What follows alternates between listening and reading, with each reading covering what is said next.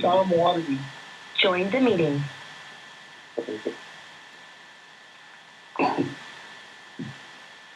We can hear you. Super. Okay, just Oh, we No, could. just me. Oh, he's on the phone now. Did you join with your phone, Tom? Hit *6 to unmute.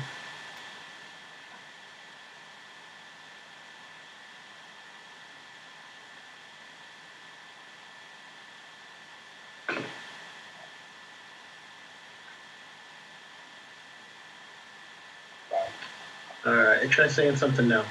How about now? Yes. great. Okay. Great. Okay, looks like everybody's in from the waiting room. That is correct. Okay, thanks. Well, good evening, everyone. This is a regular meeting of the Fossil Ridge Metropolitan Districts, numbers 1 through 3. We've had some technical difficulties, so we're actually going to start the meeting at 6:42. Thanks for your patience. Okay, the first item on the agenda is roll call. And as I take roll call, board members, please let me know if you have any conflicts of interest that you wish to disclose. I, Daniel Dominic, I serve on the board of directors for the Solterra Homeowners Association, currently serving as president. Thank you, Daniel. And I do have your disclosure that's been filed with the Secretary of State. Thank you. Thank you. Okay, District 1, Tom Waterman, Present, there's no issues. Craig Brown, Present, no conflict. Mike McCleary, Present, no conflicts. Dave McGraw, Present, no conflicts. and Terry Larson. Present, no conflicts. Thank you. District 2, Dave McGraw, Present, no conflicts. Terry Larson, Present, no conflicts. Ellen Plumhoff, Present, no conflicts. Ted Michelson, Present, no conflicts. and Tom Waterman. Present, there's no conflicts. Thank you. District 3, Craig Brown. Still present and still no conflicts. Okay. Aaron Foxing. Present, no conflicts. Thank you. David Wilson. Present, no conflicts. Okay, and Daniel, I have noted your disclosure. Thank you. And yes, I'm still present. Okay, thanks. And then Mike McCleary. Present, no conflicts. Okay. We have all board members are present, so we can go ahead and start the meeting. Proper notice was given pursuant to statute. Okay. Second item on the agenda is the approval or amendment to the agenda. Are there any changes to the meeting agenda? Yeah. Mike McCleary. Go ahead, Tom. We need to add an engineer update.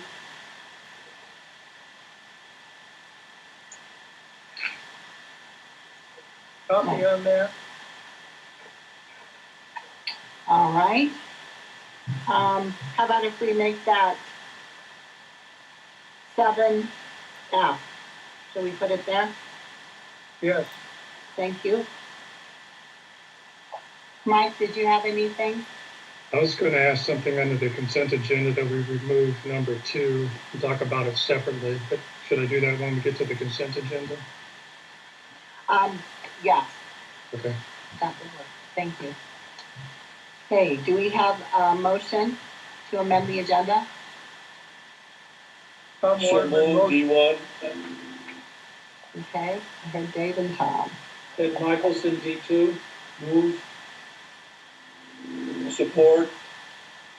Dave Thank McGraw. Okay. Mike McCleary, so moved. Okay, all in favor? We need a second. We need a second in D3. I'll second D3. Daniel Dominic. Okay, thank you.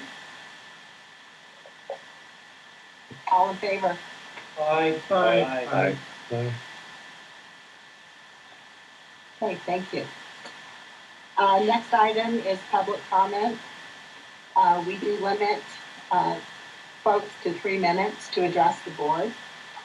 And after the public comment section, the chat room will be closed. So do we have anyone that would like to address the board at this time?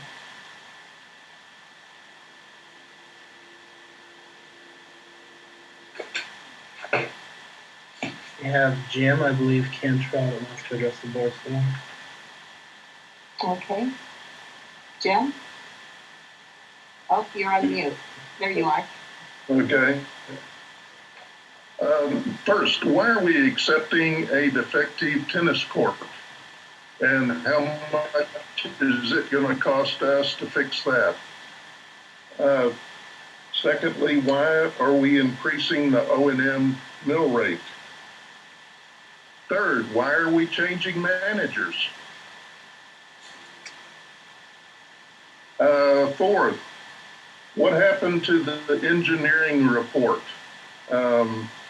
Fifth, why are the legal expenses in the budget so high? $125,000 for the year? That just seems like an exorbitant sum to me. And lastly, how the heck do we ever get a response from the board? I mean, it's still very upsetting to me as a homeowner that you never hear anything from any of the board members. They don't respond to our questions. They put on new documents every time to consider, and there's no input from anyone other than the board. Just like on the tennis court and the bill of sale and all of that, we've never seen it before. So, you know, the board doesn't respond to it, to the members. Now, what specifically have you not had a response to, Jim? Well, we haven't seen the bill of sale or any of those documents. Have you not looked at the board packet? The vision, we just saw it Friday. We just got it Friday.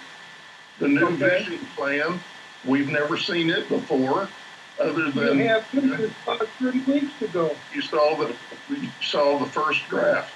We haven't seen it. Why don't you add something in the vision plan that you'll communicate with us? That would be a real good idea. Jim, I think we should wait until we go through the agenda. Some of those things will be answered, I think. Well, how the heck do we know that? This is the first time you've ever responded. I believe that you are exaggerating. I know that board members have personally reached out to you to answer your questions. I know that 3 weeks ago, the vision plan was provided to you, and you anticipated providing comment, to which we have received none. The other issues that you have raised are ones that are covered in the agenda tonight, and we will address them as we go through. If they are not addressed at the end, then resurface your question and we'll handle it. But I think that they're all there. Okay, but you never respond to us online at these meetings. I mean, there's no way to us for us to get any answers from you. I know of no question that you've asked that's gone unanswered. Well, I know of several that have gone unanswered. Okay, let's move on. Okay. If we answer your questions, you can ask them again at the end. Okay, thank you. I appreciate that. Is there anyone else that has public comment? Yes, we had one comment from Bob Priest. How or who do we address starting these meetings on time? And then I do not see anything else with hands raised or comments at this time.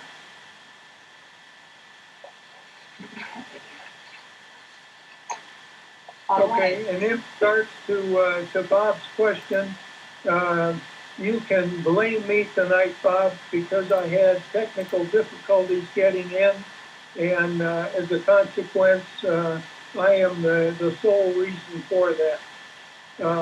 However, there are problems with Zoom from time to time that impact our ability to come online. I know that the CRS was prepared well in advance of the 6:30 start time to begin that. The network was open by 6:15. So if you need somebody to blame, I am the guilty party.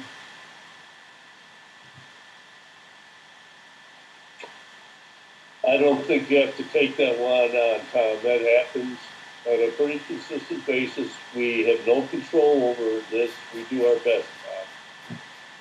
Little patience.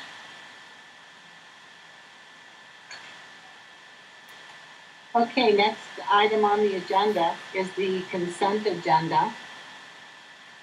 Okay, and I would like, this is Mike McClure, I'd like to remove item number 2, the approval of the minutes for October 19th meetings, because I have a addition to them. Okay. So our consent agenda then consists of approval of the payment of claims for the period ending December 3rd, page 4 of the packet, of the approval of the minutes of the November 19th, 2020 special meeting, which are on pages 11 through 13. Do I have a motion and a second for D1? So moved, David Broad, D1. Seconded, Larson. Okay, and D2? And Michelson moved. Larson seconded. Okay. And D3? Aaron, I'll move. Okay. Okay, Who was the second on that? was it Dan? I thought it was Dan. I have Dave and Dan. I'll second, that's fine. Okay. All in favor? Aye. Aye. Aye. Any opposed? Hearing none, motion carries. Okay, why don't we go ahead, Mike, and talk Okay. about the addition you would like to the minutes. So when I was going through the minutes, I noticed that the ratification of the S&P engagement letter was not included. I can't find my note on that. I'll put it in an email. But I made the motion to accept it. I can't remember who made the motion to second it, and then it was approved by D3. It was a D3 only vote since it related to the bonds. So I don't know if I need to make a motion here, but those should be added to the section where the different bond-related things are being approved. And so Okay, I guess I would make a motion to approve those minutes with that addition. perfect. And I second it, Craig Brown. Thanks, Craig. All in favor? Aye. Aye. Aye. Any opposed? Hearing none, the motion carries. I'm not aware of any legal matters. Is there anything from the board? Hearing none, let's move to number 6, financial matters. First item for discussion is 2021 development fee, page 14 and 15 of your packet. Director McCleary.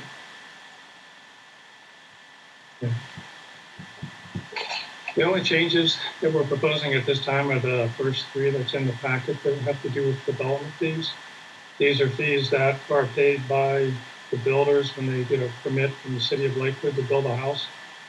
And so each of those has been increased by approximately 5% over last year. The other fees are staying the same at this time.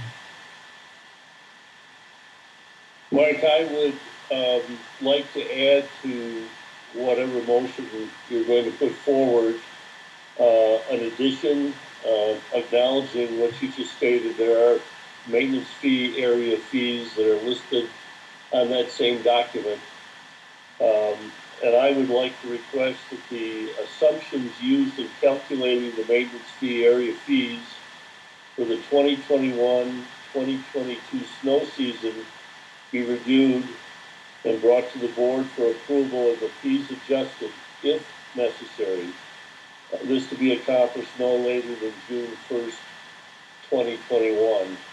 And just to support that, I know that you and a couple others have been working diligently on monitoring these fees, trying to put historical data together, and I think we need to grab your data and what you've done and get it in place before the next snow season, and that's why I identified as 2021-2022 snow season.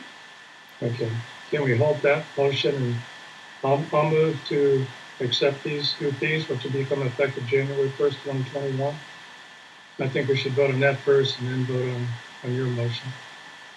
That's fine. And these are set. Is this a vote for all three districts? Or?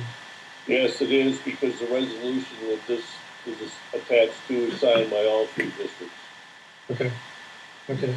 So I'll move for districts 1 and 3 that we accept these new fees. Waterman second on 1. Wilson second on 3. And Michelson move on 2. Second on 2, Dave McGrath. All in favor? Aye. Aye. Any opposed? Hearing none, the motion carries. So Dave has his motion, which is, you may want to reread that, Dave. Okay, I would move that the assumptions used in calculating the maintenance fee area fees for the 2021-2022 snow season be reviewed and brought to the board for approval and the fees adjusted if necessary. This to be accomplished no later than June 1st, 2021.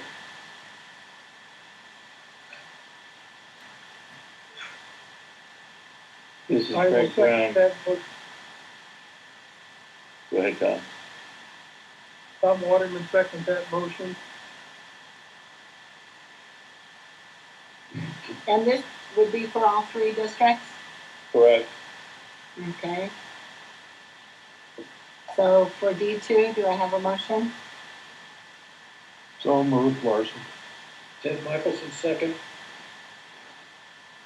And D3? Greg Brown move. Zarin, I'll second. All in favor? Aye. Aye. Any opposed? Hearing none, motion carries. Thank you. Okay, the next item on the agenda is to conduct the public hearing to adopt the 2021 budget, certify mill levies, and appropriate the 2021 expenditures. I will report that publication has been made, and it was published in the Golden Transcript in accordance with statute. So we need the chairs to open the public hearings. Do we want to handle them one at a time, or do you want to do them combined? You mean the motion to open public hearing? Yes, I think we should use them all at the same time, unless anybody else disagrees. Okay. So, Tom, can I have you open the public hearing for District 1? Sue, I propose that we open the hearing for District 1. Thank you. And Dave for District 2? I so move. And Craig for District 3? So move. Thank you. Okay, at this time, the public hearing is open and the board can review the budget and can take public comment during this session. I'd like to go through some highlights of things first and then take comments, if that's okay. That works. So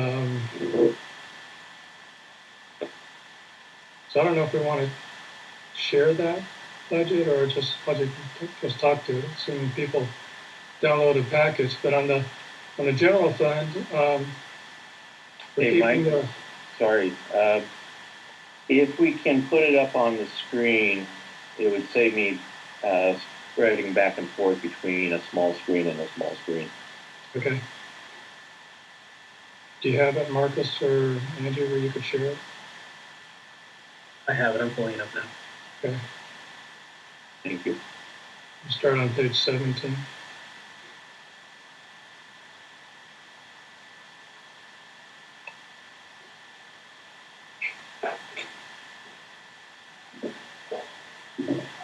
You see that okay, Mike? Yeah. I have my notes on my version, so I gotta keep it up too. So on the 2020, oh, I gotta move my,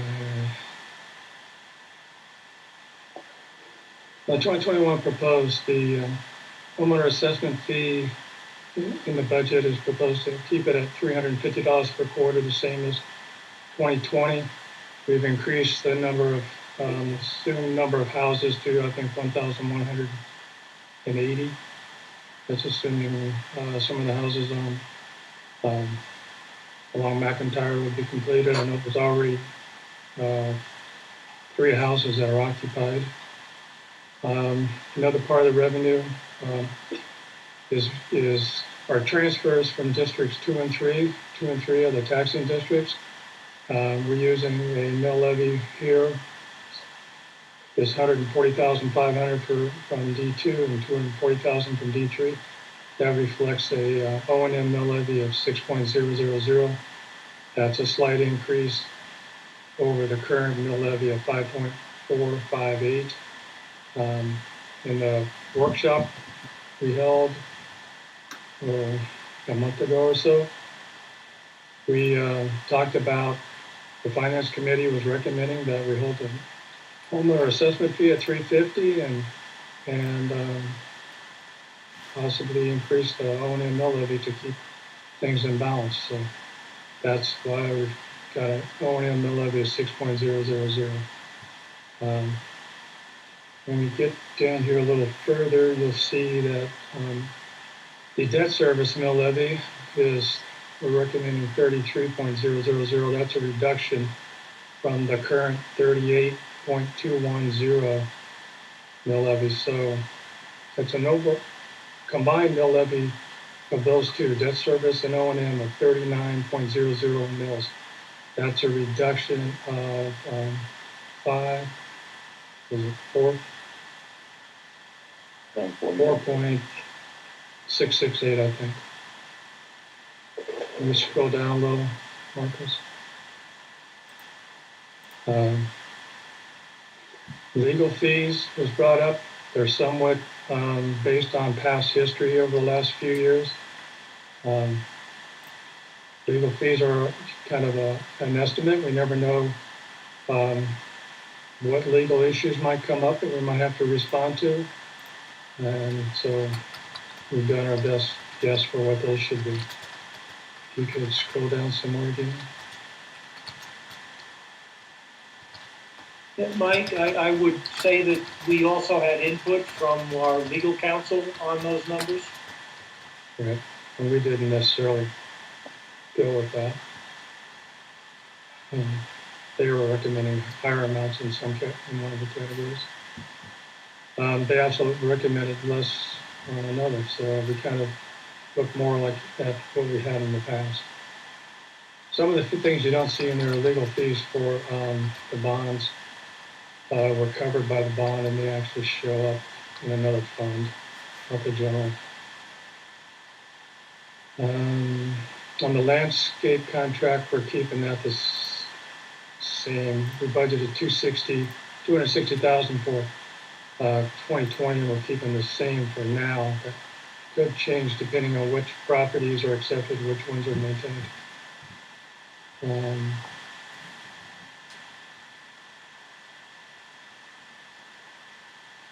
One of the things we wanted to note is you see a new category there we call trees/shrubs/turf maintenance. We have that at $150,000. In 2020 and prior years, that was 3 different categories, and we decided to combine those into one because if we had to go over like we did in trees and shrubs this last year, like we did, then it came out of replace native sod and native seeds. So, and the other third one is a little bit lower down. It's spraying of trees and shrubs. So we decided to combine that into one category and instead of juggling things between 3 different items. We can scroll a little bit more.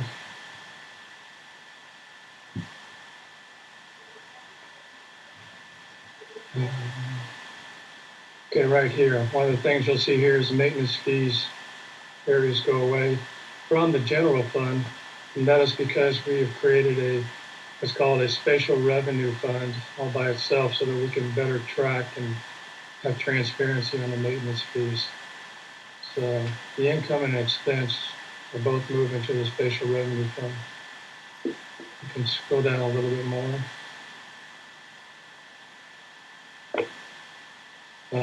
Some of the expenses that were submitted by the retreat and pool committee, we've done it based on what we proposed for a reserve study fund, which Jerry Reese is going to talk about later on. But some of them fall into, based on the proposed study, as O&M, some go into the reserve study fund, and if they're a capital item and they weren't covered in the reserve study, then they're in the capital fund. So that's how those were split up.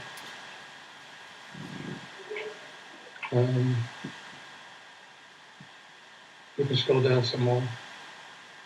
Mike, you might talk, this is David Wilson, you might talk about the COVID-19 expense, which is budgeted at $10,000. Yeah, we put it in there because I know we had some COVID expenses this year, and I assume we might have some in 2021. But we also, like, the revenue would show up in the income side because some of that, like Marcos has done a good job for us of submitting some expenses for COVID-related expenses and then requesting reimbursement for those. So that's covered, but we kind of wanted to isolate those costs. Right now, I think some of them might be, we didn't have this category soon enough, and so some of those expenses are kind of hidden in some other retreat or pool-related areas. In the future, we want to track them separately. Can you scroll down a little more?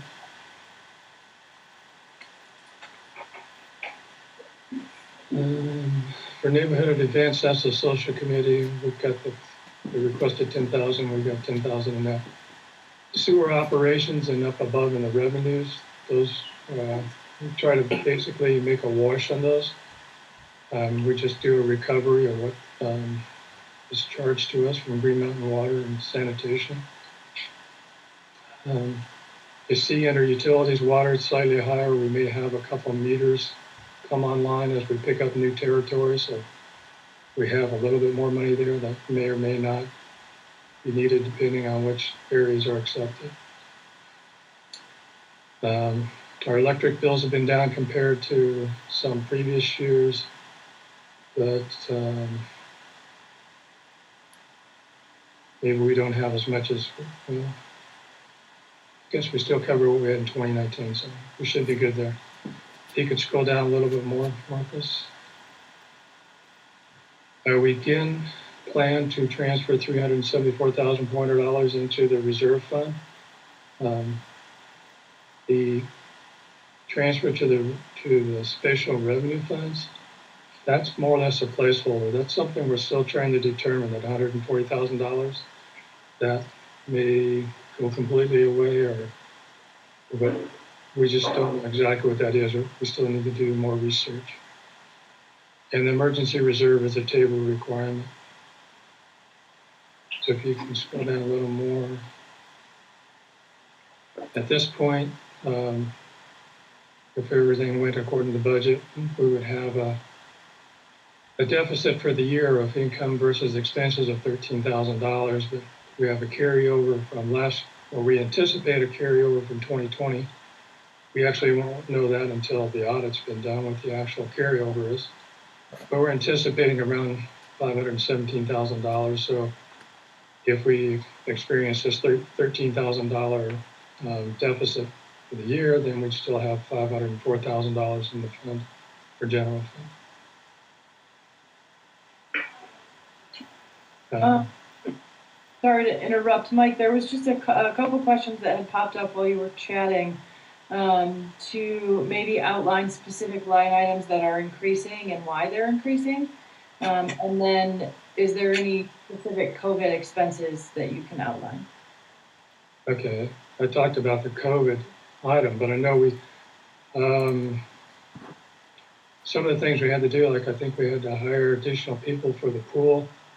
We had a lot of, it wasn't $10,000 worth, but we had to buy sanitizing supplies, hand sanitizers, stuff to sanitize furniture, I assume, but different things like that for COVID.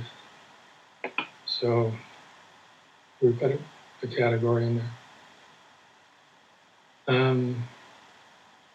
As far as specific increases, like the trees, turf, and sod is actually probably a decrease from what was requested, but we didn't feel like we had a good enough information from the request. The request was for 25% more, but like last year, when we were going into this year, we knew we had a specific reseeding activity going on in filing 12. I don't remember seeing any specific things. So we know we're going to have some expenses in that area. We don't know exactly what they are. We don't know how many trees might die over the winter. But we'll have to address that. If it's 150 is not enough, we'll have to either live with what we have or figure out if we have money somewhere else that we can use toward that. Pool contract, I think, was actually down. I know the first year that contract was maybe $1,000 more.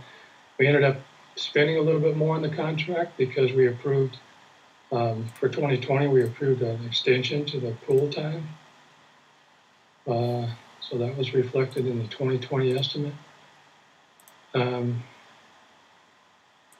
lot of things are staying, I can't think of any big swings. If somebody from the audience thought there was a big swing in something, they could bring it up and I can try to address it. But let me go through the others first and we can come back to that. So in District 1, this is a special revenue fund. Right now, we just have the revenues based on the current fees times the number of homes in that area, and we have the expenditures at the same. We still need to, that's kind of an evolving process on the maintenance fees. So in this 140,000 that we showed on transferring from the general fund to here, again, we're still working on what that final number might be. It could be 0, but we're still working on that. It's looking at multiple years of things even before this resident board got in control. So you can scroll down some more. So the debt service fund, for all practical purposes, should go away in 2021 when the bonds were issued in end of October. The bonds for D1 were defeased, and so everything should be paid off. I don't know if there might be a few $100 or something might be there at the end once the audits are done. Audit is completed. But for all practical purposes, the D1 debt service goes away. We only have bonds in D3 at this point. So everything's estimated as zero for 2021. You can scroll forward, Marcus, please. Capital projects fund is based off of those, the income is based off of those development fees that we just approved earlier. And it's based off, the type. So we're taking a guess. From estimates we've seen from Brookfield, they show a more aggressive schedule. So this could be higher if they meet their schedules. But we kind of took a more conservative approach of how many houses and things they might start. On the expense side, we have some retreat related things like some concrete work, maybe some bigger projects related to the retreat and pool in the reserve expenses and like pool deck project. So we have some capital expenditures. We have $100,000. Some of that is covered. Some are things that may come up that we don't know about at this point. Then at the bottom, we have a transfer to the reserve study fund. If you scroll down just a little bit more, Marcus, right now we anticipate at the end of 2020, and we won't know the final number till the audits are done, but we anticipate the reserve fund will have $613,532 in it. So whatever that amount is, will be the amount that we transfer to the new reserve study fund. And so that's why it shows a big net fund balance change here, $544,000. So the only thing that'll be left at the end of 2021 will just be capital projects type stuff. And some of this is to cover the expenses of the district engineer. As we go through evaluating things that are still under development, or even things like bigger items in the reserve study, we invoke the services of the district engineer, which is supplied by American Company. Mike, it's David. Under the capital expenditures, you actually have, the finance committee went through and developed a list of what they anticipate those to be with the little cushion in addition, correct? Well, right now we just have, I think we have it at a high level. Right. So that could change, which if this happens, yeah. So we have that, plus we have room for some more if we need it. So does that cover your question, Dave? It does, thank you. Marcus, if you could scroll to the one more time. So this is the reserve study fund. So this is reflecting the transfer from the general fund, same amount in 2021 as for 2020. And then, like I mentioned, transferring whatever at the end of when the audit is completed, whatever is left in the capital projects fund that's reserved for the reserve study will be transferred there. So we anticipate a revenue of $987,000 there. Retreat expenses of almost $100,000 and pool expenses of $18,000. Those are ones that were categorized at based on our proposed reserve study policy. So Mike, this is Craig, if I may. So basically the capital projects fund, because it's a one-time, that will close out the capital projects fund, and those funds will transfer into the reserve study, or the closeout. For 2020 we had the reserve fund money in the capital projects, but that also had the other capital project stuff, like the stuff that the district engineer deals with. We wanted the Finance Committee recommends that we split this out as a reserve study project fund as a separate fund. So we're taking the money that was in the capital projects fund that was for the reserve study fund, moving it here into this fund by itself. Gotcha. Thank you. Just to kind of keep that more transparent. And so at any one time, we can hopefully look at it and say, okay, what's our balance in the reserve study fund? Correct. So we'll have, at this point, we were talking about 3 different funds: the general, the capital projects, and the reserve study funds going Right. forward. Debt service fund of D1 goes away. Correct. Okay. We can go to D2. D2 just has 2 funds, the general fund and the debt service fund. And D2 basically just collects money. It's through the joint funding agreement on the bonds, and just joint funding in general, the IGAs. D2 collects money and basically transferred. In the past, they used to transfer money to D1, or in the general fund, they didn't do that. In the general fund, they just transfer money to help support the general fund. So again, based on that 6.000 mils, and also the spatial ownership taxes, we went conservative on the spatial ownership taxes just because of the COVID pandemic. But spatial ownership taxes are the things that you see on your car registration renewals.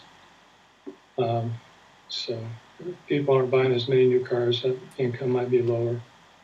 So we went a little conservative on that. So if you can scroll down just a little, you can see the current assessed values for D2, which we just received like late last week. It's $24 million. And then we have a proposed mill levy of 6.000 to provide the income that was up above. So if you could scroll forward one more time. The debt service all has to do with 2020 paying off the previous 2014 and 2016 bonds, and in 2021 paying the principal and interest on the 2020 bonds. The money is collected here. Actually, 2020 is still transferring. But we're anticipating transferring $800,000 to District 3 to help pay the principal and interest on the 2020 bonds. Same assessed valuation, same 33.000. Could you scroll right back up to the previous one? Okay, 6.000. Okay, that's good. We can go ahead.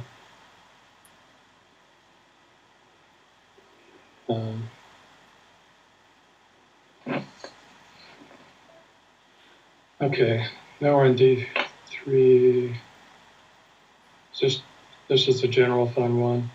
So again, property taxes based on 6.000 mils, conservative on the spatial ownership taxes, transfer to District 1 to help with the general fund, and a few expenses here in general funds. You have to have the TABOR at 3%. It really doesn't go anywhere. And we're showing at the end of the year our budgeted estimated $27,000 fund balance. Okay, if we could scroll to the next one. Hey, Mike, this is Craig again. If you'd stay back where you were, you just said that the 3% emergency reserve doesn't really go anywhere. That, if it's not used, goes into the what I'm looking for, carryover for next year. No, it goes, well, yeah, right. Goes into the carryover for next year. Okay, thank you. It's a good statement. Okay, here's the debt service for D3. Now this is where our 2020 bonds are. So this is where the proceeds of the bonds and so on were used to transfer money to D1 to pay off the 2010 bonds that were issued out of D1 and to pay off the 2014 and 16 bonds from 2020, and then collecting property taxes at the 33.000 mils, paying off principal and interest on the 2020 bonds of principal of 490,000 and interest of 1,229,743. We get the transfer in the revenues from District 2 to help with this.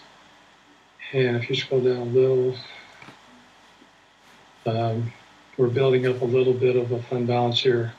So going back to the workstation that we had a few weeks ago, we talked about building up a surplus in the debt service fund of 1 year's worth of principal and interest. So that's like $1.7 million. If things, appraisals, values continue the same, and Brookville keeps building houses, we anticipate that we'll have that reserve built up in 3 years. So 21, 22, and 23. So at that point, we could possibly look at lowering that 33 mils to something else. Any comments there, Craig? Did somebody or to say something? Okay, if you could scroll down low. So this is kind of a summary of where we're at. Our current mill levy is 43.668 mils, and it has two components, for the debt service and the O&M. The bond refinancings amounted to a reduction of principal and interest of $280,000. So this allows us to reduce our annual debt service mill levy, currently at 38.210 to 33. So we're dropping that 5.210 mils. On the O&M, on the other hand, we're increasing that a little bit by 3.5 mils, no, 5.5 mils. 5.5. 5.5 to a total of 6.0 mils. You can scroll down a little more. So if we adopt this budget and these mill levies, we'll have a total mill levy of 39.000, again, compared to that 43.668. And to give some perspective to this, if you have a house in FRMD, Fossil Ridge or Solterra, that has a market value of around $750,000, that's going to be a reduction in your property taxes of about $250 per year. If your house has a market value higher than that, then you'll have a little bit more. If it's lower than that, your reduction will be less. Now, if your assessed value went up, you may still be paying more taxes than you did last year. We'll have to see how that works out on a case-by-case basis. But if everything stayed the same, a $750,000 house would see a reduction of $250 for the year. I think Mike, Dave McGraw, it might be interesting to note that with Proposal B passing, the valuation multiplier is now frozen. So there are only two things that affect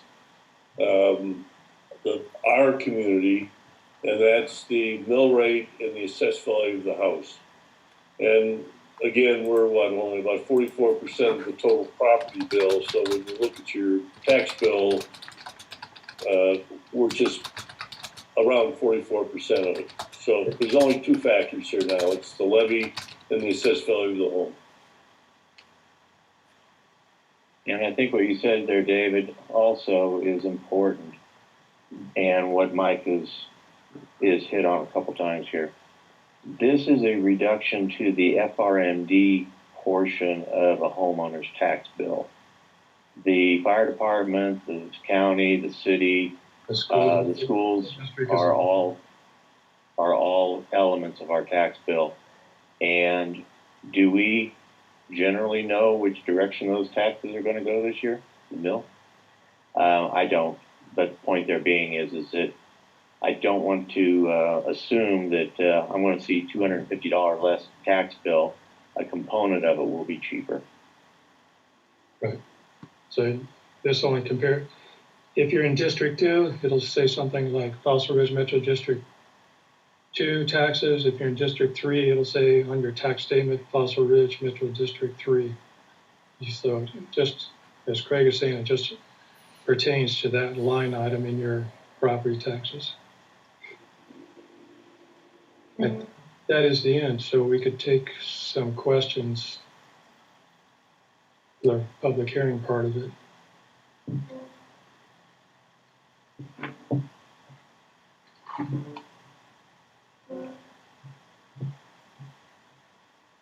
Does anybody raise their hand, Marcus? Or I don't have any hands up and nothing in the chat. JD did make a comment that you should make sure this future tax bill every year you get it. But aside from that, no one else is looking to make comment. Oh, real quick, looks like we have Jim Cantrell. Okay. Go ahead, Jim. Oh,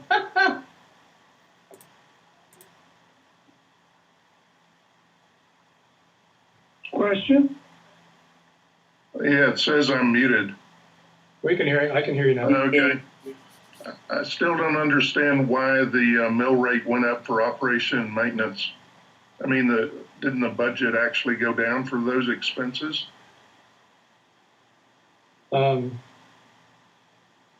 Right now, we show a deficit for the year of what I say, $13,000. Yeah. So that would be actually higher if we stayed at the 5.458.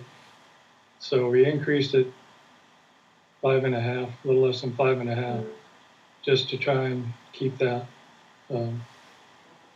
Mike, we have to balance the budget, and we have two options. One is the mill levy, and the other is the fees we charge the homeowners. It's not gonna matter at the end of the day. We elected to do a mill levy charge, so it shows up in taxes rather than in the monthly fees or the quarterly fees. But that's what we're proposing.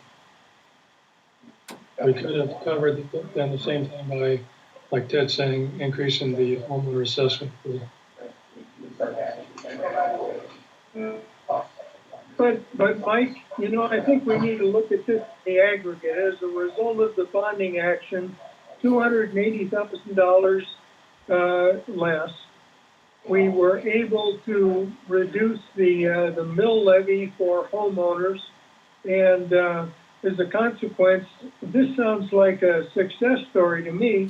Operations and maintenance is a bill that we owe the developer, and as it stands right now, we need to build a reserve or begin building a reserve. This just helps cover the O&M expenses current year. We may have a slight surplus that doesn't cover. I don't think, Tom, what you're talking about. We went away from. I think when you look at Owen, there is success here. The costs have gone down as a result of the work of the finance committee and the treasurers on our board. And I think that this should be viewed as a success story. Here's something to add to this. Our mill levy of 43.668 has been neutralized. It's the equivalent of what was 40 mills 4 years ago when the rate that is currently frozen at 7.15 that Dave referred to earlier. It used to be 7.96. So when they reduced that, our rules, what was passed in like our service plan and things, they allow us to make adjustments to make that revenue neutral. So if you had a $750,000 house before and you decrease that factor from 7.96 to 7.2 like it happened 1 year, then we're able to raise the mill levy to make that net neutral revenue. So if you think about 4 years ago, the mill levy was 40, and now it's at 39, even after adjusted. That's really saying like 4 years ago we were 40, and now we're like at 35, 36. So the mill levy's back to where it was, I think the year before I moved here, like 2014, I think the mill levy might have been 35. I think when I moved here and started paying taxes, it went to 40. So the mill levy now, as Tom says, this is a good story. It's lower now than it was 5 years ago, before the upward adjustments. And there was a comment in the mill levies work session a few weeks ago. Somebody said, well, yeah, as properties go up, that can go lower. Yeah. Once we get to where we have that cushion, then we can, whoever's on the board at that time can certainly look at doing that. Okay, what other questions do we have? We had a comment from JD. How do we know we owe the developer? Where are those itemizations of what they spent on the cost of the infrastructure? We still have not seen it. And then followed up by, we continue to give money to the developer without any breakdown of what they spent on the cost to build out the infrastructure.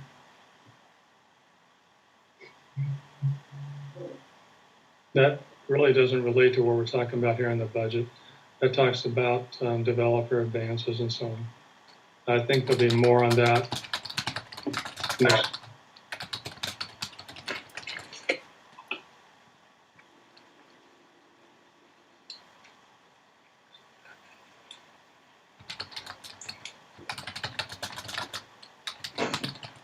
Okay, let's move on. So I think if there's no more comments. Okay. Just to clarify one thing for JD, cost advances, they're not in the budget. Those show up like more on balance sheet type things. This is the budget, income and expenses. So they're not on here. There's things here where we paid down some of those principal and interest on the developer advances with the money that came from the 2020 bonds, but that's not a budget thing. So go ahead, Sue. Okay. So now we can close the public hearing. We'll need motions by each district. The motion will be to adopt the 2021 budget as presented, to certify for District 1 a 0 mill levy, for District 2 a combined of 39 mills, and District 3 39 mills, and to appropriate the 2021 expenditures as reflected on the budgets that were presented. So we'll do this district by district, right? yes, I'll move for D1, so move. Okay. I will support David Broad, D1. Ted Michelson move for D2. Plus, Waterman, you want to finish second. Vote on each one, or just go ahead? Let's vote on each one on this one, just so we get it in the record properly. So for D1, we have a motion to approve all that by Mike, second by Dave. All in favor? Aye. Aye. Craig Brown. Any opposed? Hearing none, the motion's passed. D2, I've got a motion from by Ted, and a second. I didn't hear. Tom Waterman. Thank you, Tom. All in favor? Aye. Any opposed? Hearing none, the motion carries unanimously. D3, do I have a motion? Craig Brown David, move. or go ahead, Craig. A David second? Wilson. Okay. All in favor? Craig Brown. Aye. Okay, any opposed? Hearing none, the motion passes. So the next step will be for me to certify mill levies to the county no later than December 15th. And we will complete budget resolution, budget resolutions and get those to the board. We need to get that all completed, the full record filed with DOLA by January 30th. So those are our coming deadlines. You need a motion on that? No, Okay. we covered that, so Okay. we're good. Okay, if there's no questions, next item on the agenda is the community manager contract, pages 38 through 57. Okay, this is Tom Waterman, and let me address that one. You know, we, in the interest of streamlining our management structure, have felt that it was important to merge the district and the community management contracts. And we chose to do that under a single entity, which is CRS. And I think we would be remiss if we didn't recognize the job that Overlook has done for us as far as our community manager, their support over the years, the continuity that they provided when the Brookfield board resigned. And the good news is that Overlook will continue to be associated with the community and be on site as the manager of the HOA. So I would like to make a motion that we authorize the letting of the contract to CRS to assume the community management responsibilities in 2021. Comment or a second? I will support David Roth. I think this is a D1 only vote, isn't it? Yes. Yes. All in favor? Aye. Any opposed? Hearing none, motion passes.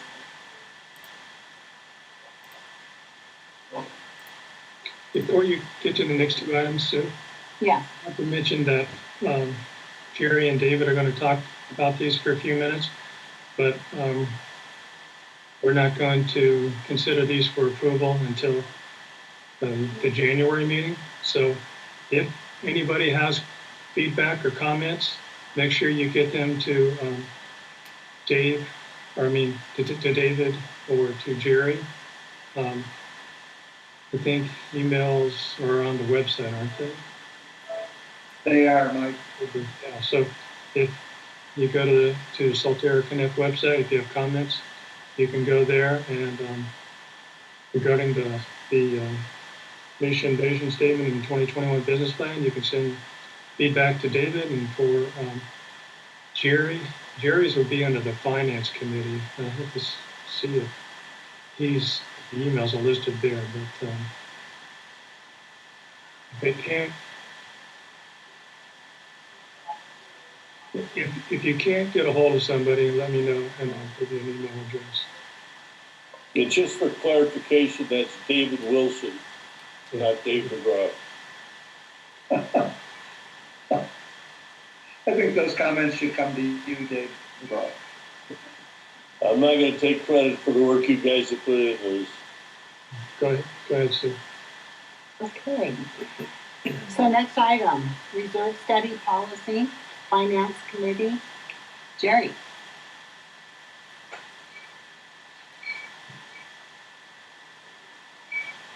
So you unmuted. Where'd you go? There I am. There you are. Hello, everybody. This is Jerry Reese. Happy holidays. It seems like such a happy meeting so far. I just want to say that. I've been a member of the Finance Committee since July, and my brief materials are in your packet starting on page 58. I'm hoping to keep this brief so you don't fall asleep, because a lot of this is accounting policy, financial statements, and budgets, but they are important in terms of how our information is reported. So I'm talking about a modification of our policy regarding repairs, maintenance, and capital expenses, and then how those are accounted for in our financial statements and our budgeting process.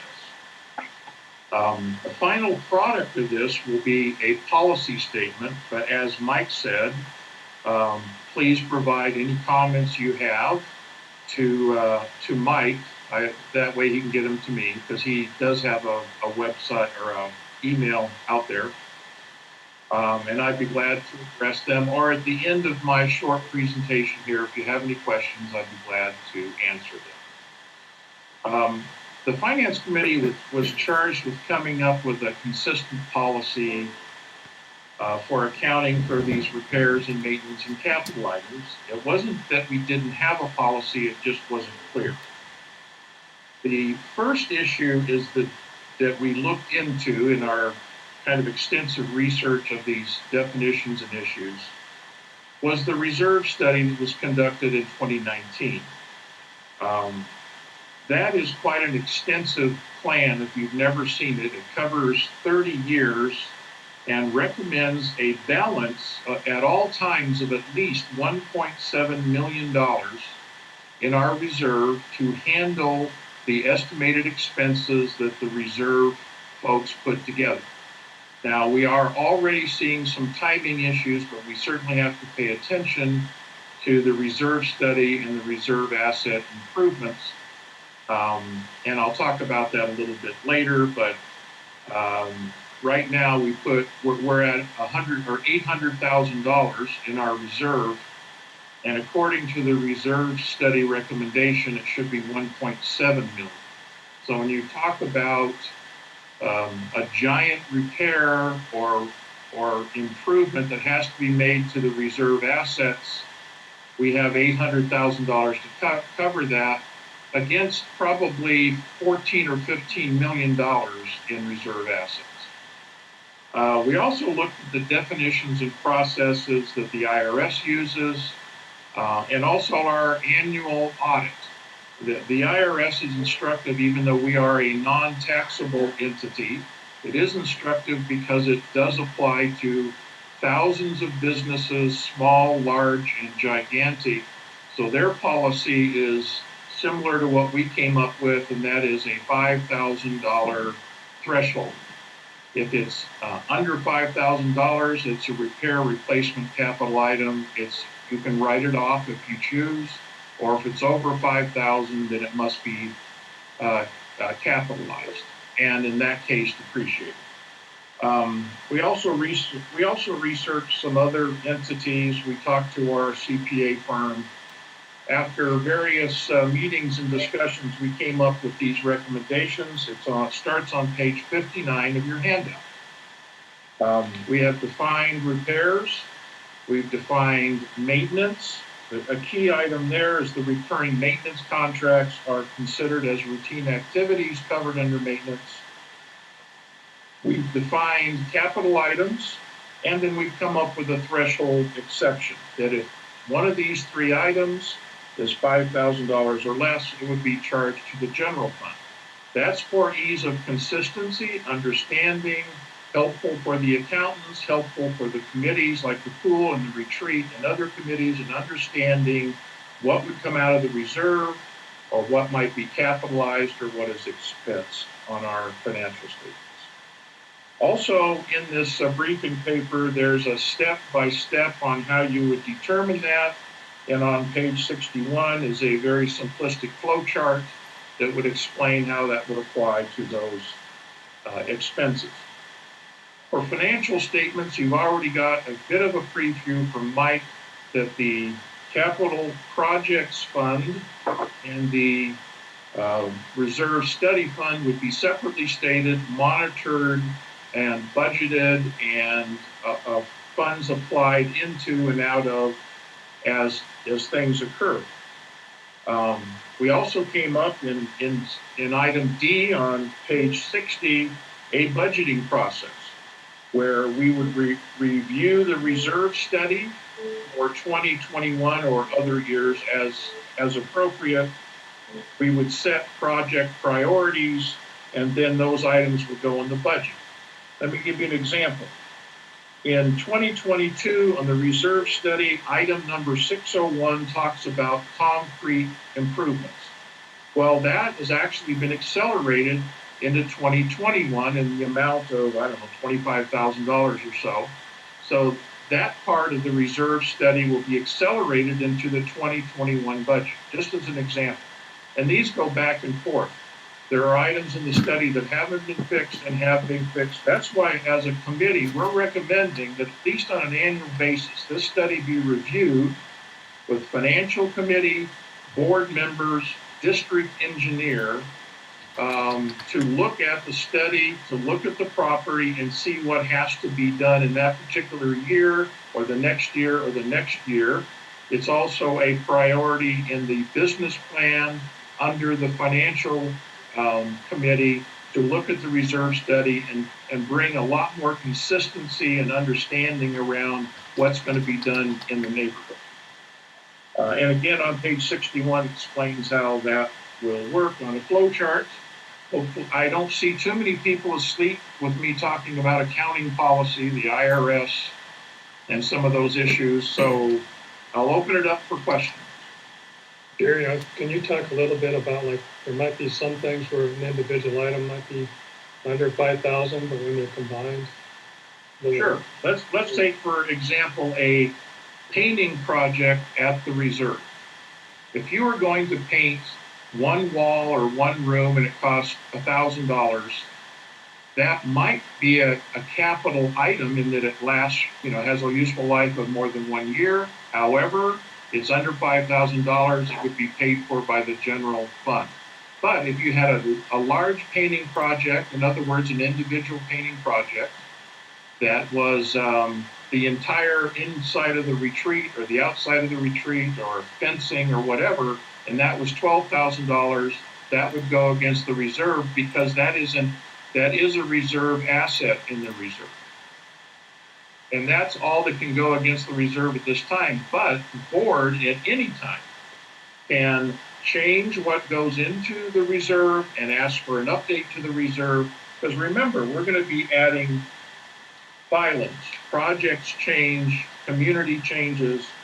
And though at this point now, if there's any large projects or additions, those would come out of the capital projects fund and not the reserve fund because they're not in the reserve study. Does that help, Mike? Yeah, thank you. Tom? I think you're all over it, Jerry. Good pitch. So again, if you don't have any questions now and you have some feedback, you can send an email to me and I can get it on to Jerry.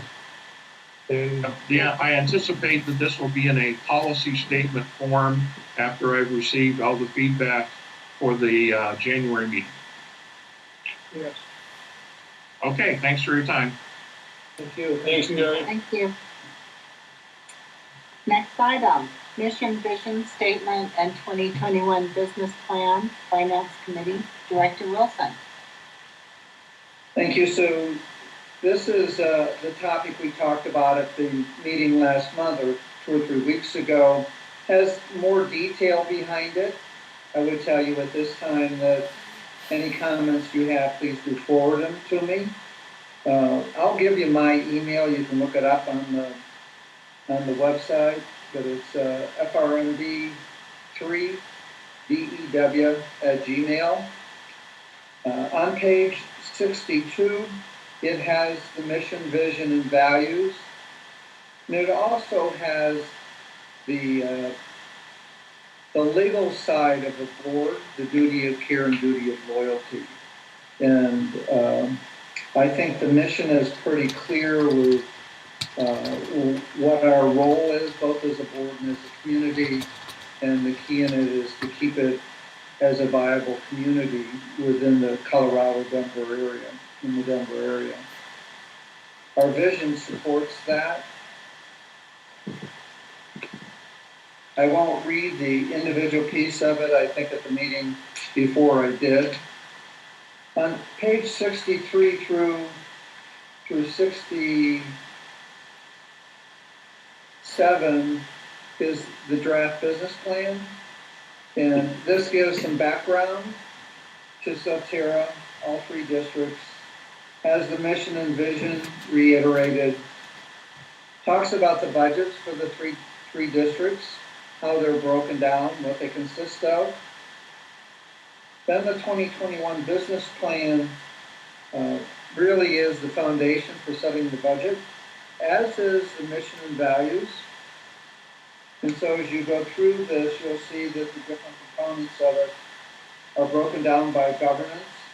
And one of the comments that was brought up by one of the residents earlier tonight had to do with communication. And certainly the board has given the direction that more communication, more transparency, and that's going to be a big focus for next year. And you can see there's several different items in the governance component.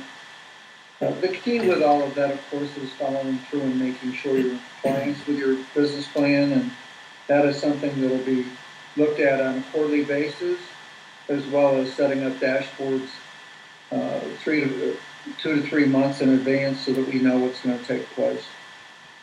The acceptance procedures, we've had some indirect conversation tonight about those.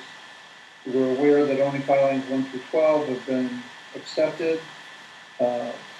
And that's an ongoing process of the other filings. The tributary and water features, there's some wording around that and some work that's being done with that. There's a little bit of that that's out of control. It's very hard to set a time period because the developer is really the driving force with it. Snow removal, another major topic. There's been a lot of discussions, a lot of meetings around that, and I think there's going to be a lot more meetings as we enter the new year. The committees, they're broken down, and the committee chairs are on the website as well. But the finance committee takes a little bit of a giant, I don't want to say giant, but has a pretty big lead in a lot of the components because so much of this is financial. And so you can see that as it's spelled out here of what the goals are for this year. And one of the things Jerry just talked about, you can see under the committees, finance committee number 5A, that number G is the reserve studies to take a look at what's going on within the different components, as well as a 3-year projection of revenue and expenses. And that's really key to get the support built up so that there's not surprises that take place that create a problem with funding. The pool and retreat committee, these are suggestions that came in from them. Mike alluded to a little earlier, because the committee submits in a budget doesn't mean a budget with its plan doesn't mean that the budget was fully approved. I think the pool and retreat committee, the budget was fully approved, and you can see the different components of it. Social committee as well, that's laid out very well with a budget for next year, and I think that budget was $10,000. That's real key to our community, is that social committee, the more events, and hopefully COVID will settle down by mid-year, and we can keep that interaction that makes this community so valuable. The landscape committee is a really heavy lifting committee. There's a lot of property here, and that property, the surrounding contiguous property, is what makes our homes valuable. And that as well has a budget set aside against it. And you can get a feel of what the plan is for that. So that's all I have at this time. And I would submit to you that for the March meeting, depending on what information, or excuse me, the January meeting, that whatever comes in, we'll make some adjustments and get it back to the board. Yeah, David, that's a nice job, and your point's well taken. Both this and the reserve study policy that Jerry Reese spoke about are offered to the community for their review, and we will take a vote to finalize those at the January meeting. So residents, we would welcome your comments and recommendations. I think these are solid documents, but if we've missed something, why, we would gladly ask. So thank you, David. You're welcome. Do we need to put limits on the comment time? That's a really good point. It would be helpful to me if they were in before Christmas. So it's about 2 weeks. I would agree with that because I think the meeting is January 11th, right? And we try to start putting the packet together like 10 days prior. So that gets you to January 1st. So I think people should shoot to have their comments to David before Christmas, so he can spend Christmas Day working on them. Only you would do that, Mike. Okay, How about a date of like the 21st or 22nd? I like that better. I was just looking at my calendar to see what that. Christmas Day is the 25th, right? That's a Friday. I like the 21st. That's 2 weeks. That's 2 full weeks. Okay.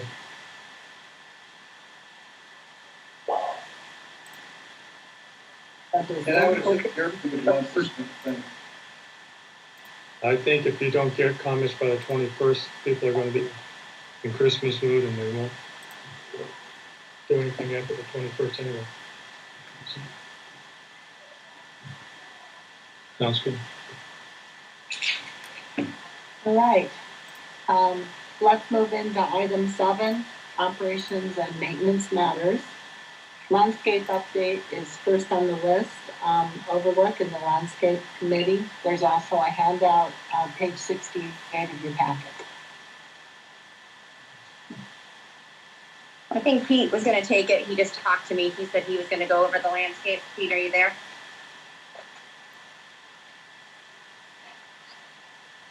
Okay, now I'm unmuted. Okay. So I would just like to summarize. It's in the packet. The committee's report's in the packet, but I'll kind of briefly summarize it for everyone. There's 7 members of the landscape committee. Besides myself, we have Katie Jones, Leanne McGraw, Linda Johnson, Pat Brewster, Daniel Dominic, and Susan Murphy. One of the items I have in my list is to have the board approve of Susan Murphy as a member of the committee, since the board has the power to only has the power to approve members of the committee. But anyway, what we have done this year, obviously we have not met in person too often because of the COVID. So we've had a few meetings at distance, outside in the trees and shrubs. Schultz has completed all the installation of the deciduous trees that were identified in the spring and summer. And they've been replaced, as well as any warranty trees or shrubs that were from 2018 or 2019. They've also, there's dwarf fountain grasses. That is actually an invasive species. It's not native to this country. It's native to, I guess, Australia and a couple other places, but it's a very invasive grass. And you will see this in the turf grass, particularly along places on Wesley, up at the retreat. You'll see clumps of grass that looks like weeds, but it's really grass that grows up within the turf grass. And so it was a plan that we had this year to eliminate the fountain grasses, as well as dig out or replace the grasses in the turf. That's been done. We have to monitor this condition because there are still more fountain grasses all over the place. They were planted in all the pilings, and so we've got to eliminate those. And the only way we can do it is just approach it, one by one. We've had discussions about the budget for this year. Anything that we are monitoring or we are looking at or watching is really on filings 1 through 12. The other filings, we can't really do anything because they're not accepted. So anything that we do is, it's very difficult to get done. It's very difficult to monitor. We know that in filing 13, there are a lot of plants and trees and shrubs and native areas that are not up to the standard of the filing. Hopefully, Brookfield and Brightview, the landscape company, will will work on these, and we can accept filing 13 in the summer, hopefully. The newly planted trees, the deciduous trees have been planted. They've been watered. It was watered in November, and they've been watered in December already. One of the big projects that we had this year or the summer was to go through all the rock beds between the top of the hill at Alameda, down through Indiana, all the way down to Yale, all along Wesley, all through West Iliff, all the ones at the retreat, and any of the internal beds that were missed during our filing 12 efforts in the spring. So we have looked at them all. The landscape committee spent many, many hours going through all the beds and compiling maps and compiling lists of plants that had to be either remediated, removed, or replaced, or fixed. And we've given these recommendations to Schultz, and Schultz is looking at these and is going to provide us with some estimates of what the cost would be. We're looking what we think is going to be very expensive. We think it's going to be over $100,000 to replace and to remediate all these beds. Now, you have to bear in mind that these requirements for all the sites, that is sites 1 through 12, legally, we have to maintain those filings, the landscape, the trees, the plants, the shrubs, per the plan. If we don't do it per plan, there could be some legal ramifications. We have made some changes or recommended some changes to be made in filing 12. We've asked the city of Lakewood to approve those changes, and so far we've not gotten a response back from the city of Lakewood. But they have to approve them because it would be an amendment to the plan, to the site plan. So therefore, it's a legal responsibility for us. We inherited this from the builder, from the developer, but it's legal responsibility that we have to maintain these per the plan. If we have to change it, if we put in different trees, different plants, different shrubs, we have to go back to Lakewood and ask for forgiveness or amendment to that plan. And one of the other things that we'd asked the city of Lakewood, between Washburn and Yale and the tributary, there's a path, and it's got a couple steps, maybe 8 or 9 steps. It's a very gentle sloping path that goes down to the trib from Washburn from those streets. Unlike the other paths, which are very steep, they have a lot of stairs. And this path is used by everybody with the strollers and the bikes and the kids and so forth. And so we replanted the native grass in the spring, and we found out very quickly that people just went right over it. So again, it's back to a social path alongside the steps. So we asked the city what would be the requirements to make this path ADA compliant, since it's only about a 6 or 7 foot drop. Again, no response back from the city asking or responding to our request for that. The other thing that we really need is the board has to approve Susan Murphy as a member of the landscape committee. And we still have to watch out for the trees for next year. We saw a lot in the spring, excuse me, we saw a lot of trees that were affected by the frost and the late frost or early frost and late freeze last year, but a lot of them have recovered. A lot of the pine trees have recovered. So we still have to watch those. We're going to watch those in the spring to see what's going to happen this year. But again, there could be a number of trees that need to be repaired or replaced for next year. And we do that as was pointed out in our plan, is that we're going to do different things at different times of the year. For instance, we will do the springtime. We're going to replace evergreens anywhere that were identified previously.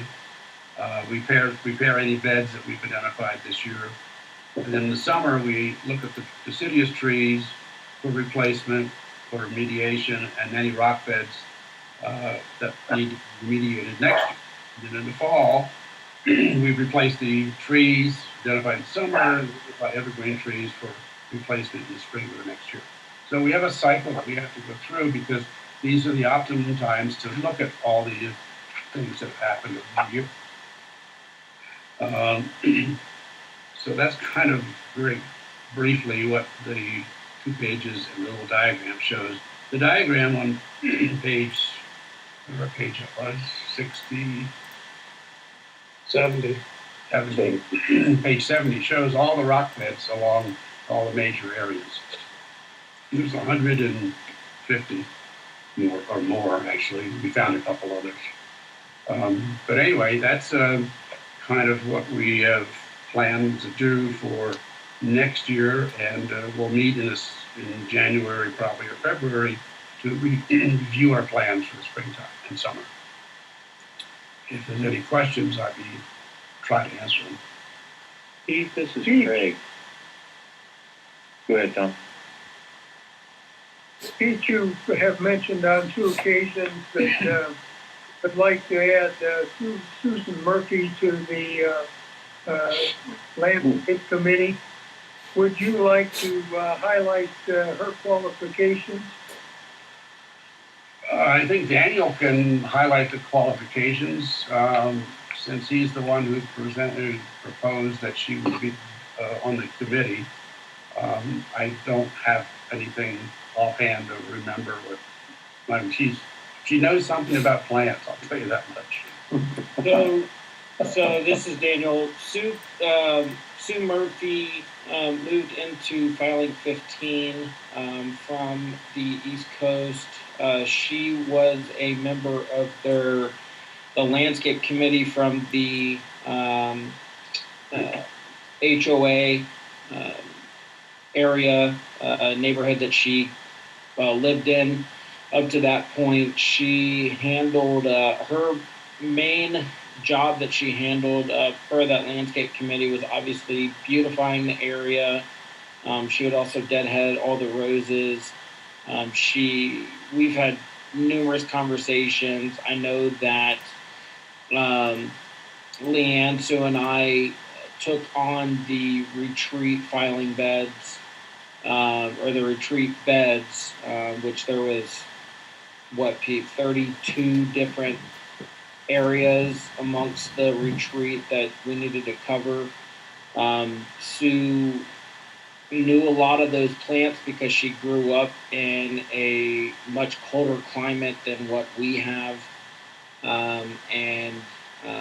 She identified them right off the bat. She knew exactly on the roses where to deadhead.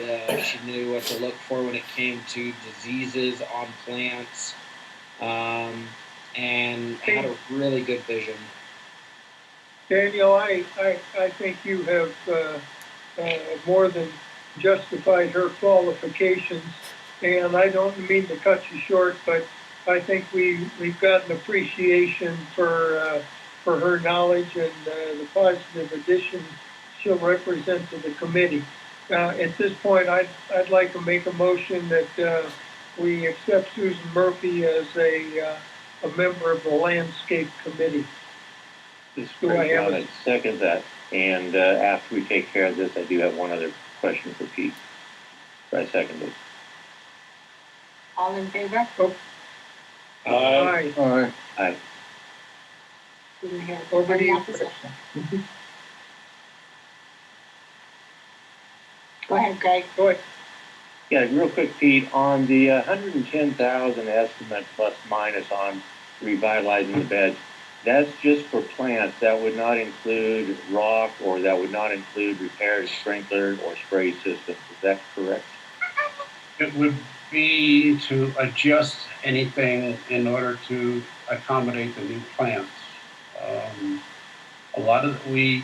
There's a couple cases where we found that the plants that were originally installed did not survive, and so we've made some recommendations in limited cases to replace those with something else that grows. And the irrigation would have to be changed in order to support that. Also, there's some places where rocks have been removed and I think there were some recommendations as to replace those rocks with light rocks as opposed to dirt or something. And So Pete, there's enough things that we've made that would have, make it look good. and to Pete's point there, Craig, there are a lot of areas right now. I won't say a lot, but there are certainly areas in these beds right now where the plants have died multiple years ago, and we still have drip lines on those particular areas. So obviously to replant or to replace what was dead in there, now you'll actually be using drip lines on plants, not just drip lines going into dirt as we discovered. Got it. Okay, thank you. I have one other question for Pete. Pete, it's David Wilson. Yeah. On your chart on page 70 of 89, as I look down through the green lines, the tree lines that you have going down Wellslade, Yep. it looks like some of that goes over into filing 13, which hasn't been accepted yet. That is correct. The girls were real ambitious, and I told them to go all the way down to Baltic, or actually this street is there.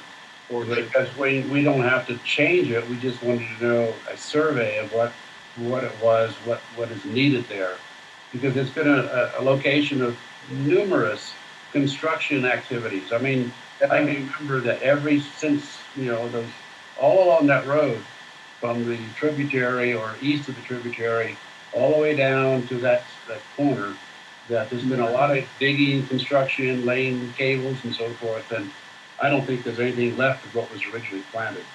Mm-hmm. Okay. So it's on the plan, but it's really Brookfield's responsibility at this point. Yeah, it's filing 13 and 14, I think. Yeah. Thank you.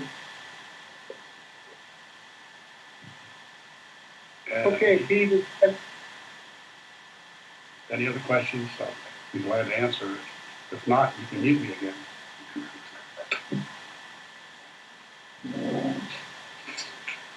Okay, let's move on.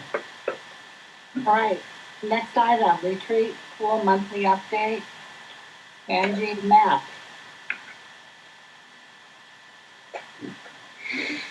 All right, good evening, guys. I got a few things. I'm going to be brief since it was mostly all covered in the enclosure.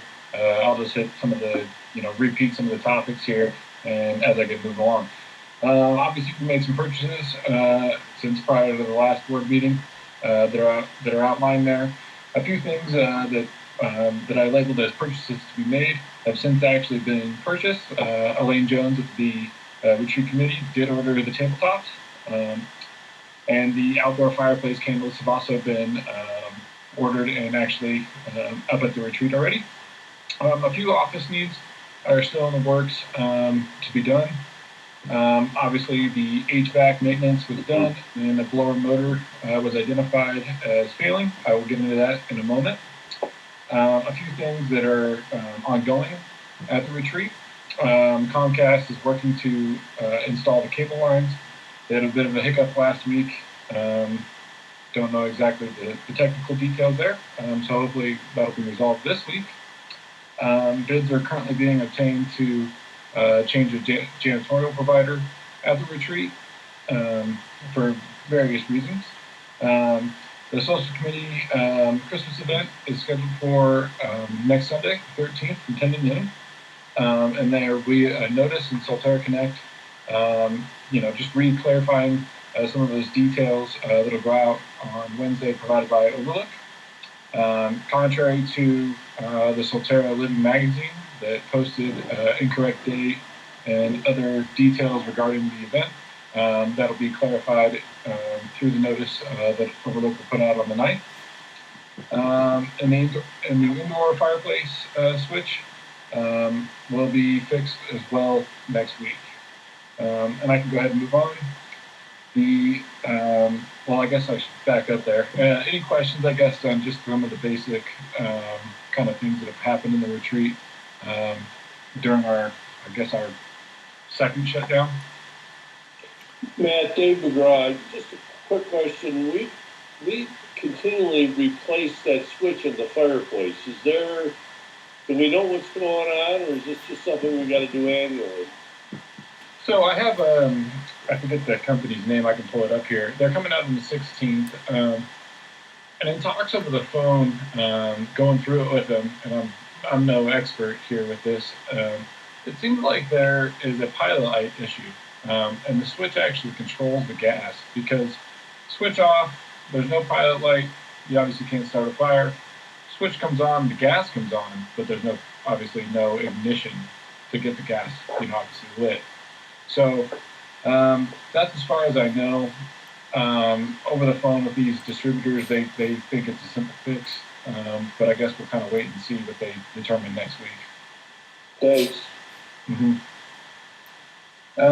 Obviously, I already mentioned the Santa Claus event, and then I will move right into the furnace repair. Well, I guess I'll back up there for a second and discuss the mobile salon offer that was brought to me from Karen Ryan of Solterra Living Magazine. I got an email from her that's in the enclosure there regarding a potential salon, I guess, setup in a Airstream trailer in the retreat parking lot. And I had since passed it on to the retreat committee. The retreat committee simply deferred to the board. So here we are, bringing it forth to you guys. If you guys have questions regarding kind of their request, I'm happy to kind of tell you what I know and kind of the parameters that I have so far. Well, Matt, the thing that I would offer is the amenities policy that is in place, and it essentially prohibits commercial operations to run profit activities unless they benefit the community. In that vein, we have allowed food trucks to come in and support different activities.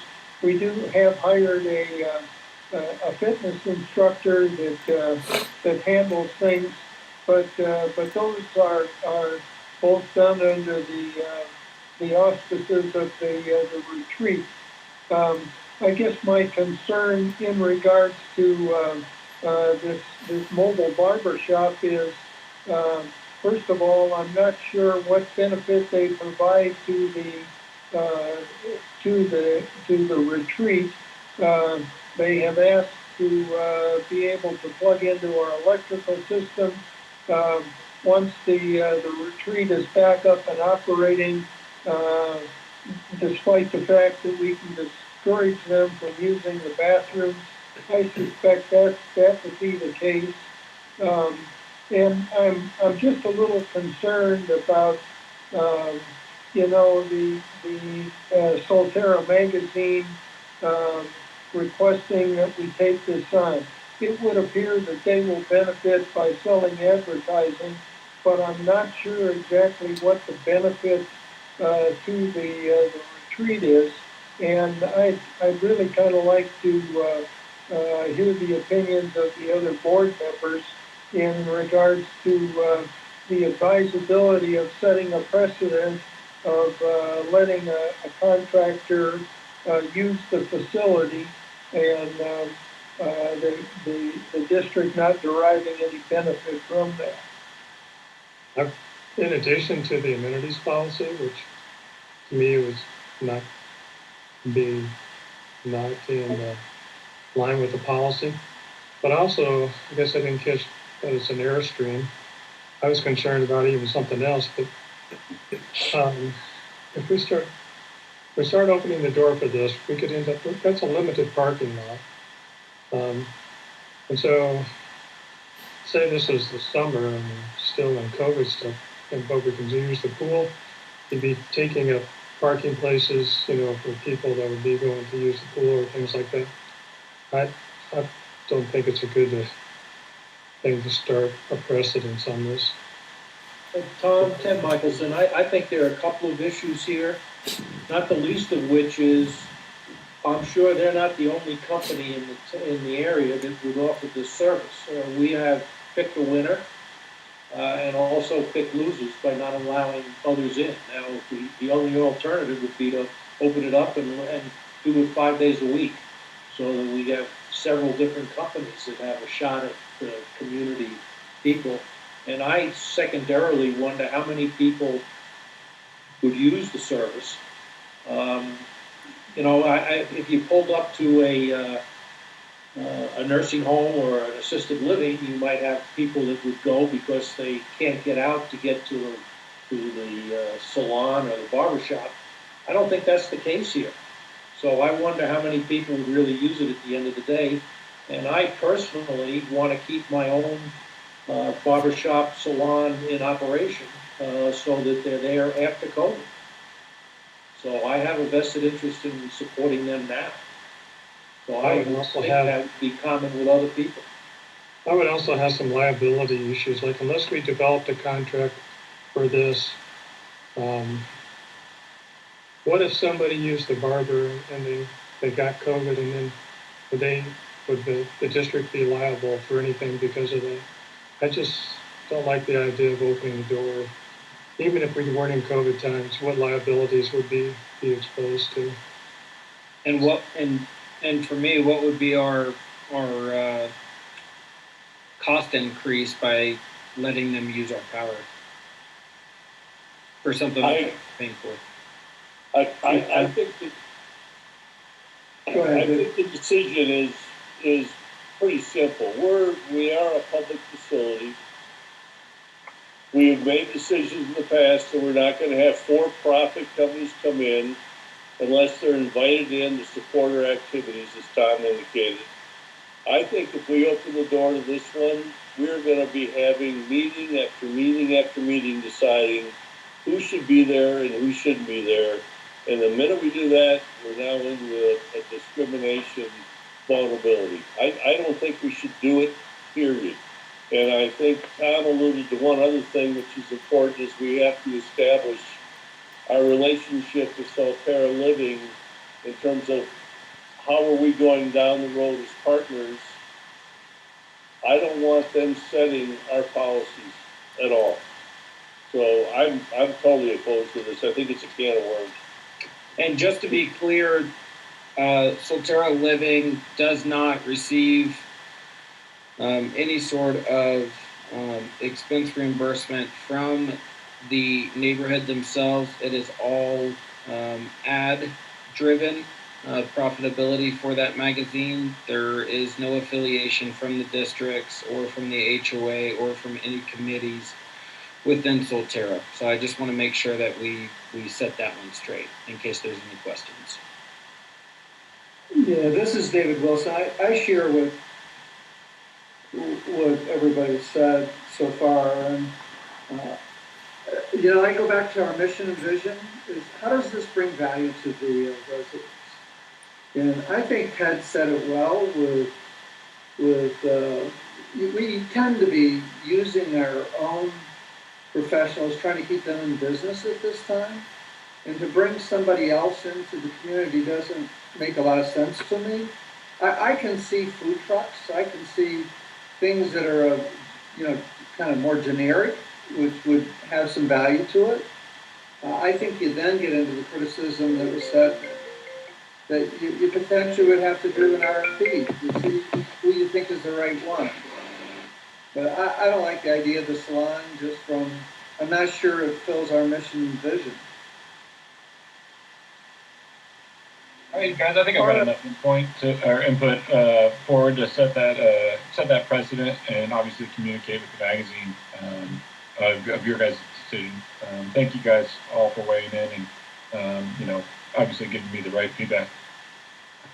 Now, before we do that, is there any board member that opposes the decision to decline the mobile barber shop? This is Craig. I don't oppose the decision for the mobile barbershop for all the reasons. The key point being mission and vision here.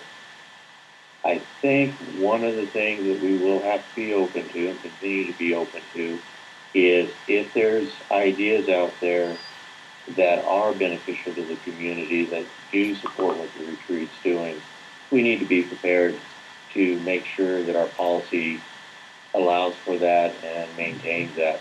So I think where we're at tonight with this one, it's definitely not going to be in the interest of the community.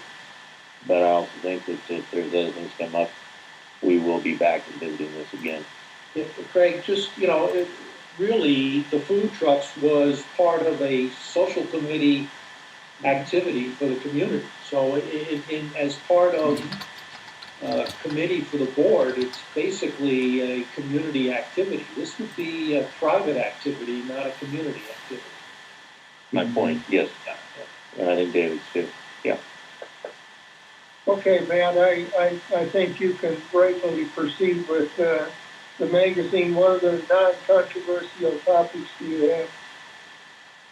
Right, my last topic to bring up is the furnace motor slash blower that has been or is in need of replacement. It is actually failing now, and the new HVAC servicing company during their first evaluation for the I guess last or in October, discovered this motor as failing, and in subsequent, the enclosure outlines kind of some of the questions that were raised with help of some of the board members here as to why this may have failed, what scenarios we have, or not scenarios, but what options do we have for the replacement?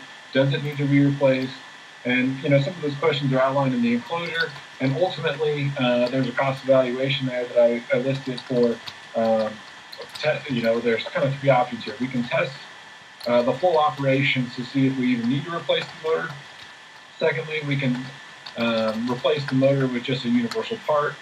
Or third, we can replace the motor with OEM parts, which ultimately was recommended by the contractor, Paradise Heating, that does our services. I'm welcome to answer any questions that you guys might have, or kind of outline the scenario or the options differently or in greater detail if you'd like. But ultimately, we have a motor failing, and we can either do something about it, or we can, obviously explore other options that we can either replace or see about, like I said, other options. Matt, this is Craig again. On the motor, etc., I know I saw reading through this, there was discussion about whether or not that third unit was necessary, but it looks like it's probably necessary for the cooling loads. Anything further on that aspect, whether or not we needed the third furnace and the third blower? So, yeah, and I can shed a little light on this. So our furnace capability for the heating is over-serving the facility. So in the heating aspect, we're never going to have a problem even with the two furnaces. The third furnace that we have with the failing motor is not necessarily needed for the heating capacity, but this motor... it is for the cooling? Yeah, the motor itself is... imagine one of those hot summer days with the retreat full of people, the doors are open quite often. That's what this motor is really going to handle, is that load for, pushing the cool air through. Gotcha, thank you. Matt, this is Terry Larson. One of the other things I understood is if you put in a motor that was universal, that it did not have the same output as the OEM motor. Correct, and the contractor did not provide actual values for the performance of the universal motor versus the OEM motor. They simply just outlined some of the reasons why they like to do it. For these large type of furnaces, they prefer the OEM motors because they are, these are expensive furnaces. And the way they look at it is, if you're going to get the best value with the OEM products with such a grand furnace. And then secondly, they also talked about just the wiring and just the overall, the overall, I guess, value of a universal. It is cheaper, but in retrospect, it's also not going to have the same output like you mentioned.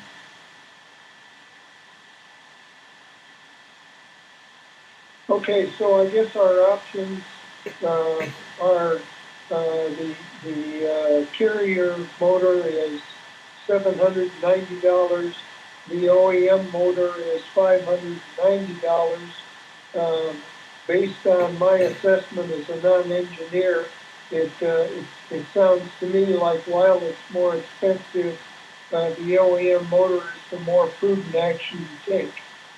Does anyone take exception to that? No. Nope. If there are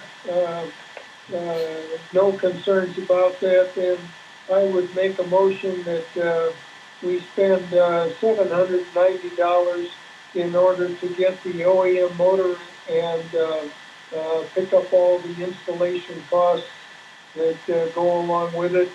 Ask Paradise Heating and Cooling come out and to put that blower motor in.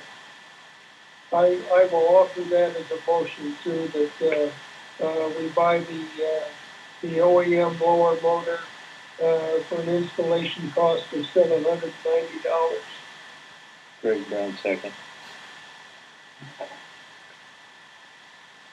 All in favor? Aye. And just for clarification, I had down that the carrier was $790. Do I have it reversed? No, you have it correct, Sue. The carrier motor is the original equipment motor, and that's the $790. Okay. All right. Anything else, Matt? No, that's it from the retreat. If you guys have any questions, I'm happy to answer them. Otherwise, we can move forward. Okay. Next item is the update on the Orchard Park agreement and warranty. Director Larson. Okay, I'd like to start off first with kind of backtrack just a bit. Make sure that everybody's up to speed and aware of where we are.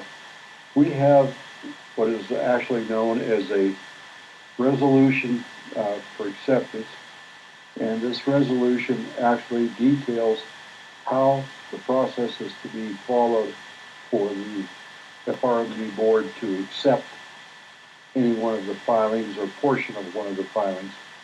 And what it actually lays out, it lays out all the documentation, all the information that we need to have in our hands in order to understand what we're trying to accept.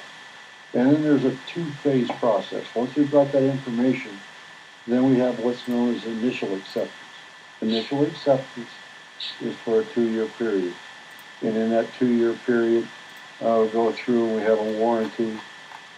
The developer takes care of all the maintenance. At the end of that 2-year period, then they apply to us and say, look, everything's fine, we're done with it. We're ready for final acceptance. Okay, oddly as it might seem, Orchard Park is the first thing that we have had to come to us for acceptance under this acceptance resolution. Okay, so what we did is we started out and we said, you have to follow this acceptance policy or resolution. And this is all the information and everything that we need. So this was actually discussed in the December board meeting a year ago. And there were some items that were not complete or done at that time. So it was moved on to the January board meeting. So in January, my understanding, my recollection was that Orchard Park was accepted, provided that a bill of sale be provided. And so since January of 2020, we have been working with Brookfield to come up with a bill of sale to determine what the warranty agreement is and to get a bond in place for them during this warranty period. So that has taken us this entire year to get that accomplished. And it had to come, and a part of that was through inaction by Brookfield. It was also due to lawyers trying to make sure that we got things done correctly.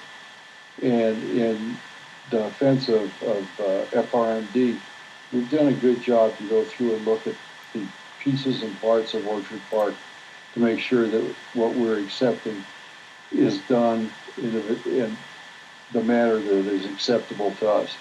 So what you have in the Ford packet is there is a bill of sale. And this bill of sale is only, I would guess, about a week old. But what the bill of sale does is it goes through and it talks about what we're accepting and what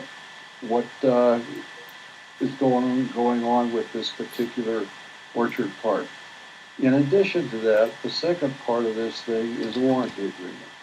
The warranty agreement goes through and it talks about what we're accepting. This is the warranty agreement for that 2-year acceptance period, initial acceptance period. And as part of that, there is a bond that has been established in the amount of, trying to look and make sure I can see it here, and I cannot. $87,500. That bond is in CRS's hands. So that bond has been agreed to. They've come up with that bond. They've supplied the bond. In the paragraph 2, we talk about the improvements. We talk about the fact that if during the 2-year period there are any maintenance problems or any issues that happen, that how they will be handled and dealt with. We, as the FRMD, must operate and deal with that park in such a way that we do not detract from the overall value and create maintenance problems for the developer. And so all we need to do at this point is wanted to make sure that I brought everybody up to date on what has happened from the year and why it has taken so long to get this bill of sale and get this warranty agreement in place along with the bond. Are there any questions?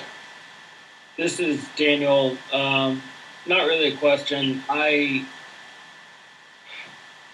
wish that before we went down the bill of sale over the last year that we really would have looked into the tennis court a little bit more.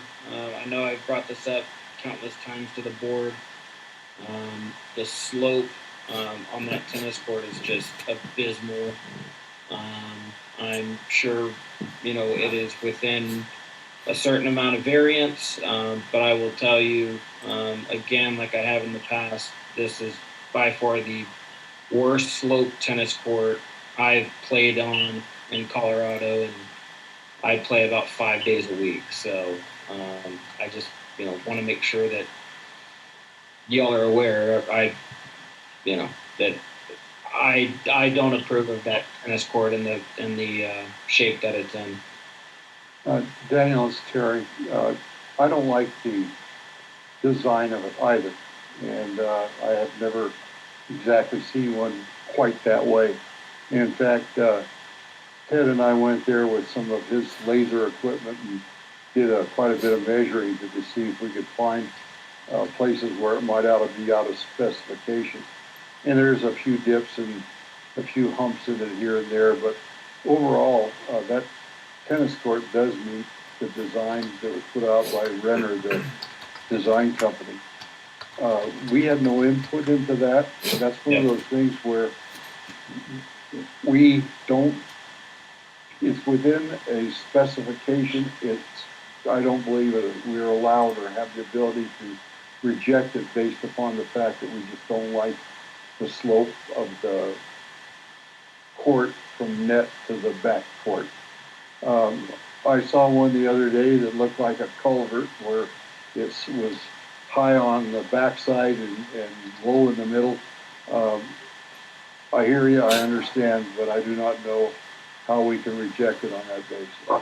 No, I understand, and it's, I mean, this is where, it should have been, when Brookfield had this built by Renner, it should have been closely watched.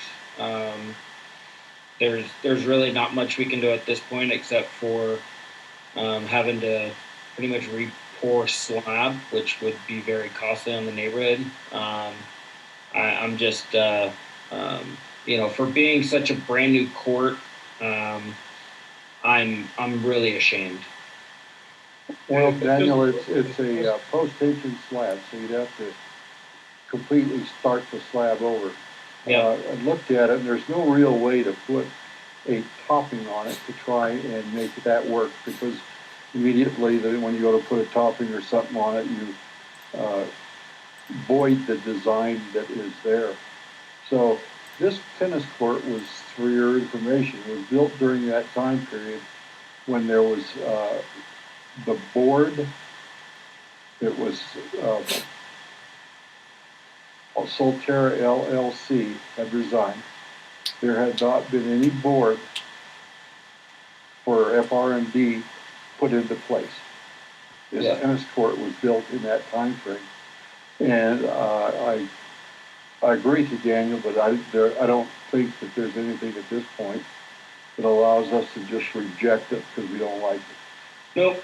No, I get you. I mean, the only big other issue, and you could just tell it was just very poor planning on their part, was you never ever create a tennis court facing east to west. You always do it north to south. And so that's just another flaw within this tennis court when they went to go and do the planning on it. It just goes to show how they truly cared when they were putting it in. So that's all I gotta say. I'm done with my frustrations on it. If that isn't good enough for the tennis players, they can put basketball hoops in there. Oh, you already know, because I've said it multiple times. I for the most part, I refuse to play on this tennis court. I travel well away from here to play. But it is, like, I know you're close to the park too, and I'm right next to it, and every time I look out there, there's somebody playing pickleball or tennis, so even with its flaws, people are out there. It is getting used. It gets a lot of use, it does. Anyways, that's the status. Okay, Terry, great. Just for completeness, we're not gonna be responsible for it for another 2 years, is that correct? That's correct. Okay. If anything happens to the surface of the tennis surface, if we've got problems with the net, the fence, anything associated with it, that will be handled by Brookfield. Brookfield will also be responsible for snow removal and irrigation and maintenance of the lawn. Is Brookfield still responsible for the dog waste bin? They will be. They're going to have to be, yes. All right. Yeah, I hope that they start getting out there on a more regular basis, because it's been overfilling very, very quickly lately, and they haven't been out there to clean it up. I think that's going to be a constant reminder with them. I know that Dave has reminded them on a number of times. We actually increased the frequency, and a lot of that was driven by COVID. People out there walking their dogs more, and they're using the facilities more. Now, I'm not making excuses, but Jenny with Overlook increased their cycle, so I guess we need to remind them again. Okay, Terry, what else? That's it for this. And as far as I know, no motion needs to be made. That was done last January. Correct. Okay, so that completes the engineer update, is that correct? Oh, I haven't done that yet. That was just the, Orchard Park. Sorry, didn't mean to give you the bum's rush. No, you want me to do that now? I thought we were gonna put it after the FRMD University. Why don't you just continue on and let's get all the engineering stuff done? Okay, as long as we have everybody asleep, let me move forward. A number of you may have already noticed that there is a number of traffic cones and detour signs and everything else up. And I wanted to talk a bit about what's going on. There's an area where the pavement settled at the corner of Yale and McIntyre. And so there's a detour sign. Part of Yale is going to be closed. But at the current time, what's going on is Martin Marietta, under direction from Brookfield, is there working to take care of the dip in the asphalt at that corner, also to replace the concrete sidewalk and curb that have failed in that area as well. So that work is going on. They're supposed to get it done this week. We'll see what happens with respect to that area because of weather. They're also working on concrete at the pedestrian underpass. Maybe people have already noticed that there's some concrete, they call a section of concrete sidewalk a stone. And it's pedestrian underpass. There's some stones where water had run under it because they didn't pay attention to the irrigation. They're removing those stones. They're fixing those areas. They're doing some dirt work and regrading around the pedestrian underpass. There's also work going on filing 14, 15, and 16 in the alleys. There was cracks and some pieces that needed to be repaired. That work is ongoing by a contractor, Brown Brothers. That's nearly complete. There's going to be asphalt work on Yale at Indiana, and that's supposed to start on the 21st of December. When they do that, Yale will be closed at Indiana. And because that work is the full width of the roadway and 300 or 400 feet down from Indiana toward McIntyre. So that work has yet to be initiated, but you might be prepared for it and know that that work is going to take place. There's either 94 or 97 light poles that are being installed on McIntyre and Yale. There's borings underneath different areas to get power from one side of the road to the other. There's lane closures, and that they're tearing up a lot of the landscaping that's there that's going to have to be replaced, but that work is ongoing by an outfit called Local Electric, and it's going to be ongoing for a while to get that work done. On filing 19, which is the first townhomes up on the other side of McIntyre, they're beginning to work on the sanitary and water utility work. So there's work ongoing there. Also, along Yale, they're doing work to try and make sure that the water flow along Yale is off and away from the road. There's a number of areas where water flows against the pavement and the curb on Yale, and it's creating, this is would be on the south side, it's creating cracking and problems. And so they're trying to make sure that they go through and create a positive draining in all of those areas. So all that work's going on now. This is all work that should have been done earlier in the year, and finally, at this time of year, we're seeing some of these things being taken care of and done.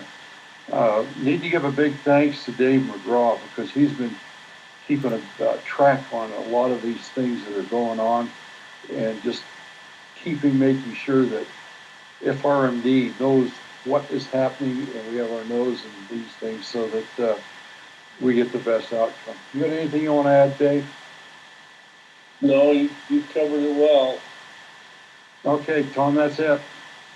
Hey, Craig, quick okay. question for you. Can I, go ahead, Craig. Yeah, if I may, is, on Yale, on the water flow, are they gonna do all that on surface, or are they gonna have to open up to, create a drain basin? It's all on surface and it's all not affecting the curb or the asphalt. It's all on the south side of Yale.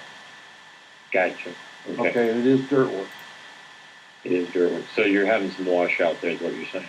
Now what's happening is they're getting too much water that's falling against the curb. The curb's starting to move, getting some buckling underneath the asphalt. Gotcha. Thank you. Hey, Pete, it's David Wilson. A question with a lot of this makeup work that's being done with Brookfield, and particularly down on Yale Street, as you're saying, with the reworking of the curb work and the asphalt work. Is that all cost that will eventually come back to the districts? No. Well, the cost that they're doing there is a result of failures and everything that happened after that work was done. And that's not something a cost that we would incur, because it's something that should have been fixed and done properly in the initial construction. That's what I thought. So that's cost, we would have paid for the original construction, technically.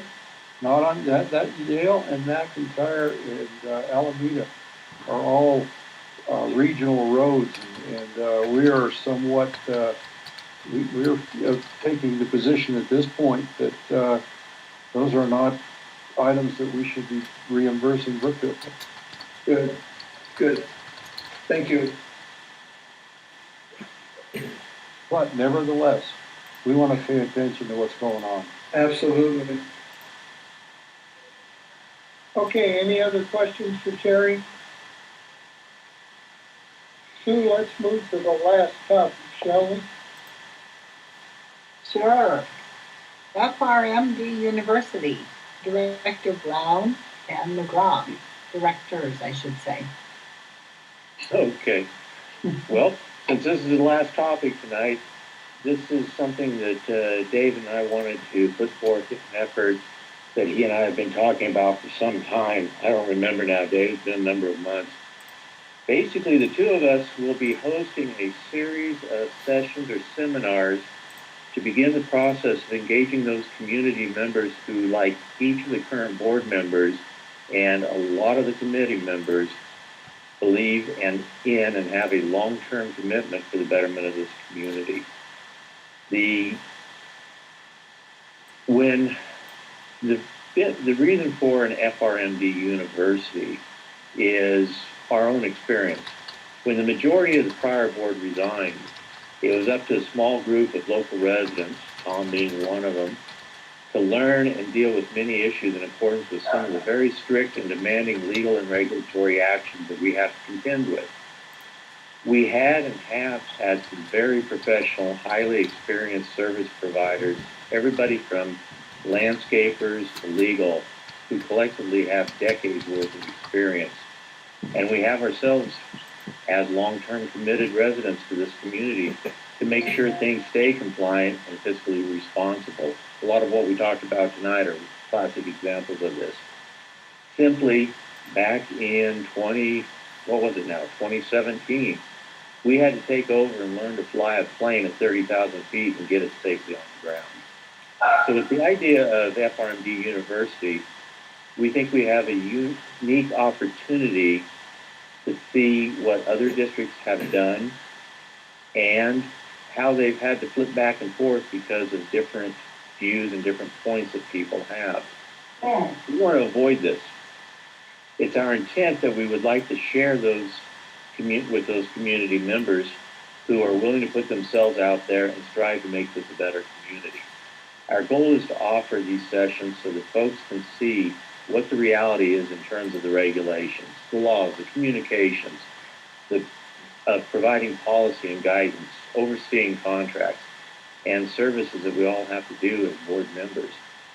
Some in the community may not wish to participate, and that's fine.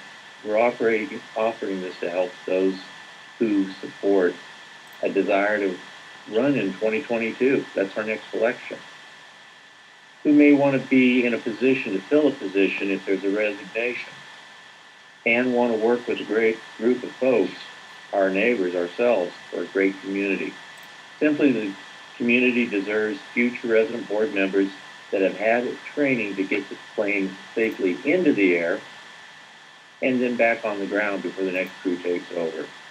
I'm going to let Dave touch on some of the logistics, but the idea here behind the FRMD University is we've got a year and a half before our next election, and with everything going on, we want to get it out there and look at it and turn it over to you, Dave, for the logistics. Thanks. Craig has really summarized it pretty well. I think the reality is we all know it too well. We've had elections where nobody has run, and we've had unopposed candidates. We've had people trying to recall us, but they don't want to run for the board. As we look down the road, this community and the residents are the most important thing that each and every one of us are responsible for. And so I think we all know if you become educated and become aware of topics and concerns, you have a tendency to invest yourself in that. And so the university, we want to do two things with it. We want to educate community members that want to understand all of the different aspects of boardsmanship and the challenges our community has.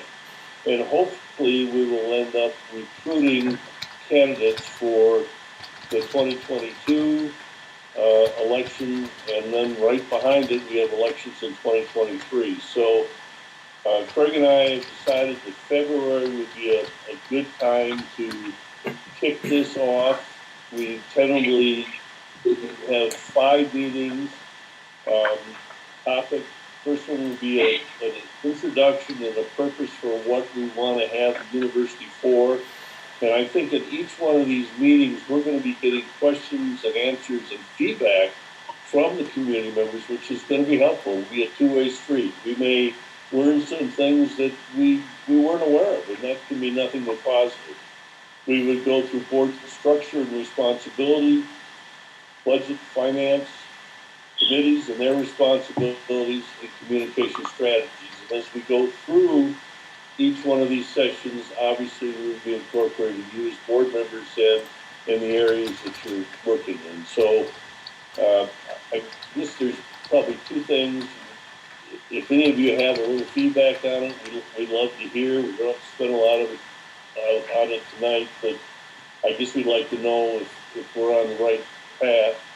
And second of all, I think we need to look around us and pursue some of the people that we think would probably benefit and enjoy this, and then they can expand out and find other people also. So any comments? I think it's a good idea. Yeah, Dave Wilton, I think it's a really good idea. I think it's very transparent. I think it gives everybody the opportunity to understand what really takes place as you maneuver through this very unique type of a board situation. It's very different from being on an HOA, say, for example. I think the legal aspects of what's really involved with the board and why the board has to do certain things would be, I'm sure I would learn more about what's going on. So I think it's a great idea. David, I think it fits well into your mission, vision, and values effort. Sure does. Yep. And I think, Dave, between David Wilson, Mike McCleary, who have accounting and all those activities, and I know they would love to share that experience, as well as Terry and you on the engineering side. I think we've got a couple instructors and presenters for those. Thanks for volunteering, Mike and David. Yeah. I decided with Way to do this. for the engineering, I think that's still a little bit of a vacant spot for me. So I think there's a lot of places that could be very beneficial. This is why we've been David, kind of, just so you're aware, it's a vacant spot for myself, David, and Craig as well. Yeah, I'm sorry to hear that.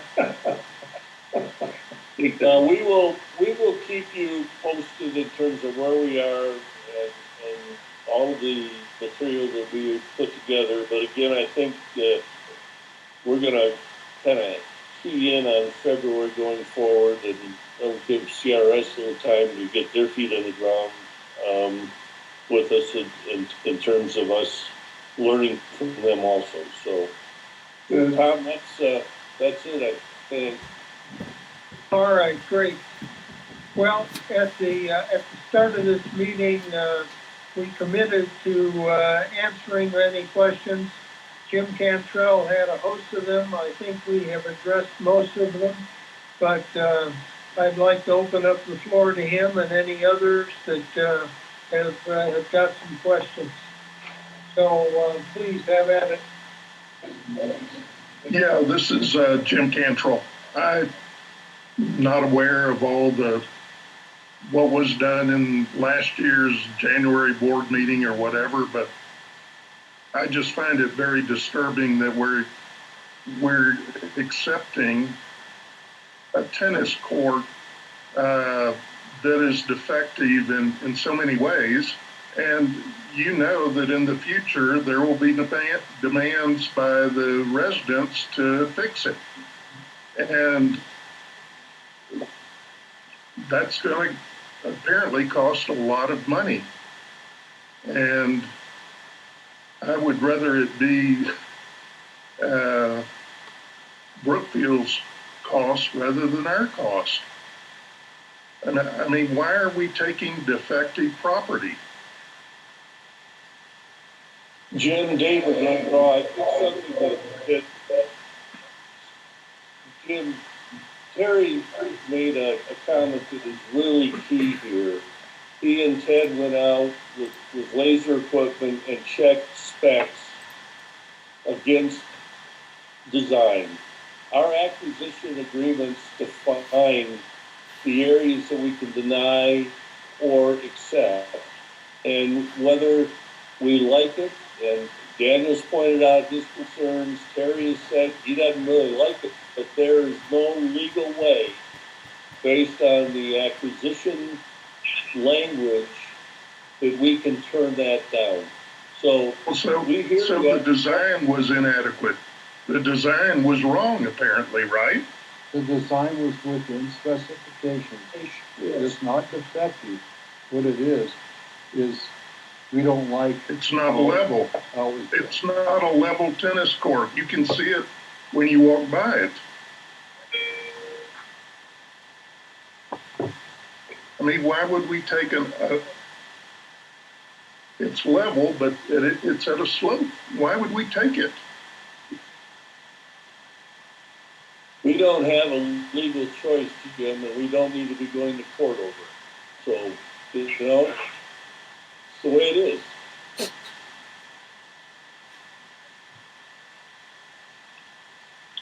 Okay, Jim, did you have other questions?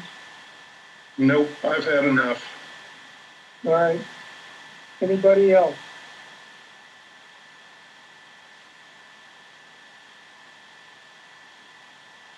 Doesn't look like talk. Looks like we wore everybody out. Okay. Sue, back to you. Let's close it out. I've got 9:10 p.m. Do we have a motion to adjourn? So moved. I make a motion that we adjourn.